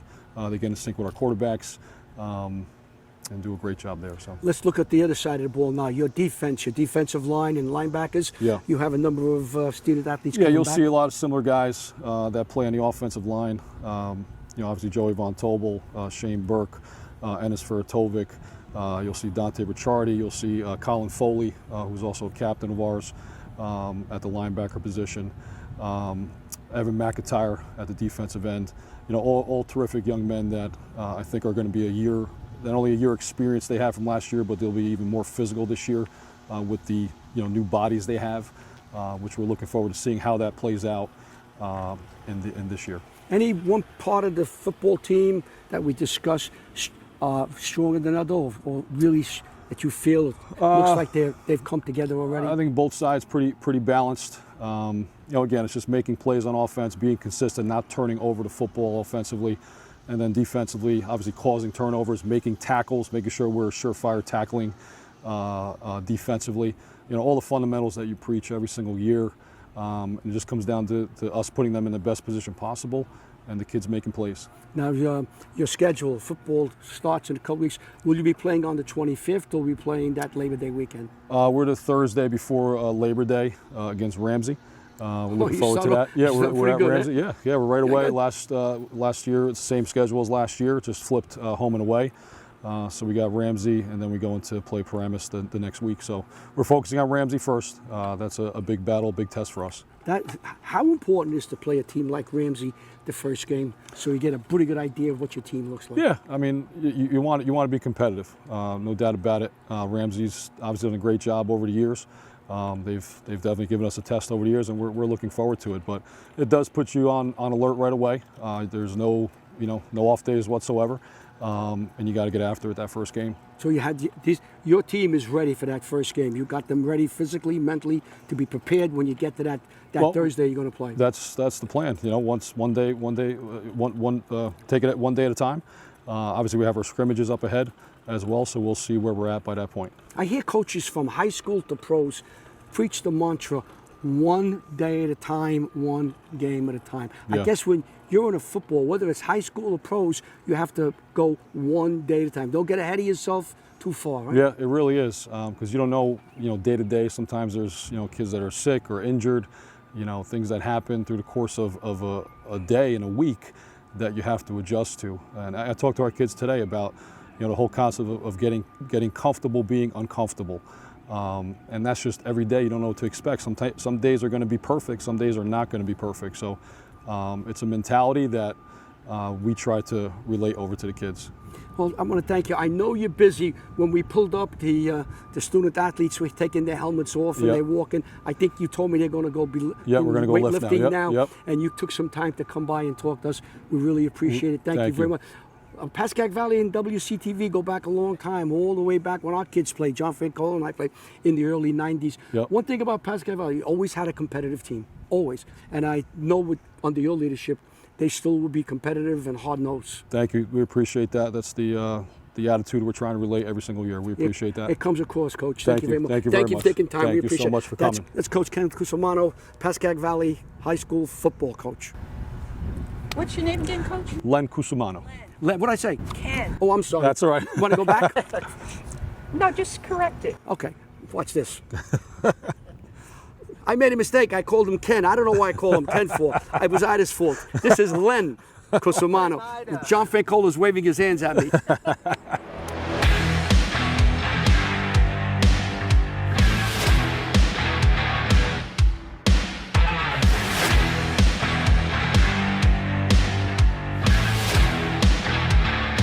We're here at Mahwah High School, standing in a brand new stands in front of their brand new press box. Everything seems so nice here. It even smells brand new.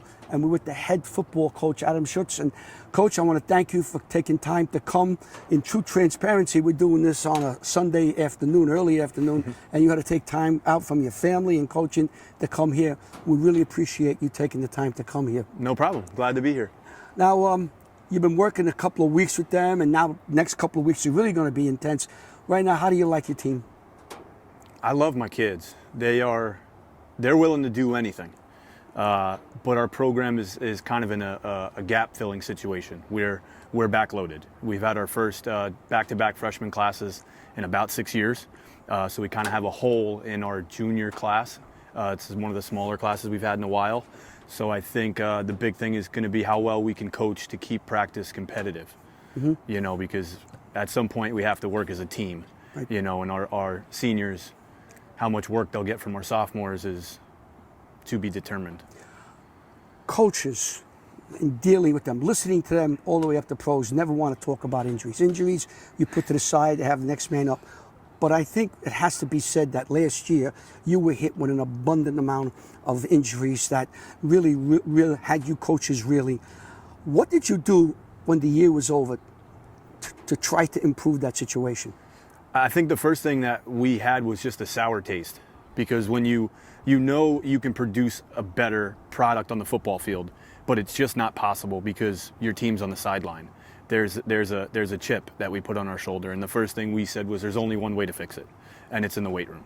There's no other place to fix it. Our injuries, a lot of them were unpreventable. You couldn't prevent them. A broken forearm is a broken forearm. The weight room is not going to fix that. But a lot of the other ones were collision injuries where we were losing a size battle because we were young. So we buckled up the next Monday, 4 days a week. From there on out, it just became our culture.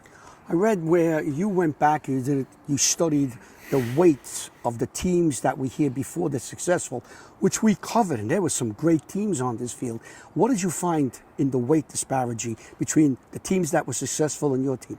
Well, I think that the big thing was there was a difference, and a lot of it, like we said, was the age group that we're putting out. We only had 2 seniors that played. We had 7 or 8 juniors that were out when we're playing freshmen and sophomores. And a 165-pound kid doesn't do well against a 190-pound kid. And what I found was when we won back-to-back state championships, we averaged from 10th to 12th grade about 190 pounds a kid. And that includes your linemen. So you got some small kids, but we were at about 163 pounds last year per kid. And that's including our linemen. That's not good. And that's not where we want to be, and that was the first thing we needed to, put into perspective is we're only going to be as good as we can be physically, imposing. How's that going so far? I know you started in December. How's that going with the weight? Is it showing up on scales? Is it showing up in the bulk? It's showing up on the scales because I weighed everybody in before we left, so we're at about 185 average. That's a big jump. But there's a lot that a kid can do, just in terms of just regular development in that time if they hit the weights, so it's getting your older kids stronger, it's getting your younger kids bigger, and it's making it, collectively a football program from top to bottom. We have to be solid from top to bottom. Let's talk about your football team now. I always like to start up front. Talk a little bit about the offensive line. Everything starts with the offensive line. How does your offensive line look? And give us some of the names that we should look for. So we have 3 starters on our offensive line that are 2-year starters. They've started for us since they were sophomores. Alec Kasparian, who was a captain last year for us. He played center, but he's found his way to left tackle. We're going to solidify him at left tackle. Braden Matisic is a 2-year starter at right guard. He will be there. Max Ingerman is moving over from left tackle to right tackle. And we're going to rely on them. They are the heart of our team. Those 3 guys. Let's go to quarterback. I was reading a little bit, and I think you're very pleased that you're going to have a quarterback to play. I think last year the quarterback was injured. You had to put someone in. Talk a little about that quarterback position. So David Cavallo is, again, he started for us as a sophomore. We lost him in week 3 last year. He's got 4 offers on the table already. I mean, he's everything we needed. You know, when he has the ball, he can throw it just as good as anybody. And he's, you know, tremendous in terms of speed. When he's going out here to camps, they're trying to line him up at wideout because he can just go. And he's as smart as they get. You know, he's over a 4.0 GPA. He's a 1570 SAT. You know, the whole package. Oh, he's the package. I mean, we can do a lot more with him because we can talk football. You know, if we're running a pass scheme, he looks at me and he says, you know, I'm reading the safety down to the Sam. You know, he truly gets it, and he's a leader because he's developing our younger quarterbacks. He's going to have more of an impact on our program than just being our quarterback, because I think he's showing the younger guys the ropes, you know, off the field, you know, the way he carries himself. You know, we have a lot of high expectations for him. Running back now in the skill positions. Let's do your running backs and your wide receivers. Talk about them. Who looks like they're going to come up and give you a good hand? We're going to kind of be running back by committee, I would say. Preston Duffy started for us last year as a sophomore. He carried a bulk of the load last year for us. He's a bigger back, a more physical back. And then we got a couple other guys that are showing that they're going to need touches. Joey DeMarco is a guy who will play in the slot for us. He'll play a little wide receiver, but in summer camp he's shown that he needs to carry the football a little bit maybe too. So he's going to get some touches during the preseason and find out if, you know, he is the guy. Danny McClanahan was a first-team All-League skill position last year. He lined up everywhere. We've heard of him. Yes. Yeah, he's going to line up at running back. He's going to line up at quarterback. He's going to line up in the slot. He wants to lead block as well. Danny's a Swiss Army knife. He's going to try to, you know, he needs his touches, so he'll be back there, and, you know, at times as well. Let's go to the defense now real quickly. Your defense, start the defensive line, and then we'll move to the backfield. Go ahead. So kind of the 3 we talked about, I think we'll see. Al Kasparian is going to be somewhere, you know, potentially as an interior tackle, potentially a weak side end. Alex De Dios, who is our tight end, will probably play our field side defensive end. Braden Matisic, again, will kind of hold down the fort interiorly at the nose. Backing our way up to our linebackers, which is probably where we're the deepest, which is good because of our history in terms of depth. We need all the depth we can play with. Mike Baeira was started for us last year at Mike linebacker before he got hurt. He was replaced by Elijah Dixon, who was a freshman last year, who was one of the top tacklers in our conference as a freshman. Wow. Preston Duffy plays the will linebacker for us. He is a 2-year starter there. He's only going to be a junior. Ben Kirshner was another guy who we lost, who started for us at Sam linebacker before he got hurt. He's back. And Danny McClanahan, who plays strong safety for us, makes some appearance at Sam linebacker every once in a while. You seem optimistic that the new year coming, the players are coming in, they know the program, they know the system. There's a sense of optimism here with the new press box and the new stands. Am I reading this correctly? Yeah, I mean, I think when you get a fresh start, you have to be optimistic, right? I mean, right now, everybody in the state of New Jersey is 0-0. We're working towards week 1. And from the way we've been working, I don't sleep at night, but I'm sleeping a little better. You know, it becomes difficult when you got 7 guys on the sideline and you're trying to mishmash and create something. You know, we have guys who have experience, who have put in the work, you know, and now for us it's, you know, it's put up or shut up. It's their time. It's their last go round as seniors. You know, they got to go. I always look at a program and I say, your freshman team, how did you do with the freshman team? Did you get good numbers coming in? Last year we had 17. This year we have about 18.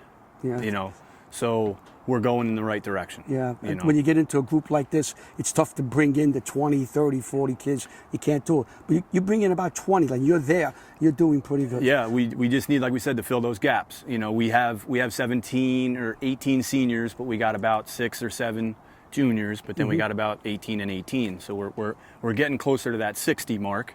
You know, we would love to be at the 80 mark. We'd love 20 in every class. Oops, that's not good. No. Dangerous up here with the soccer team.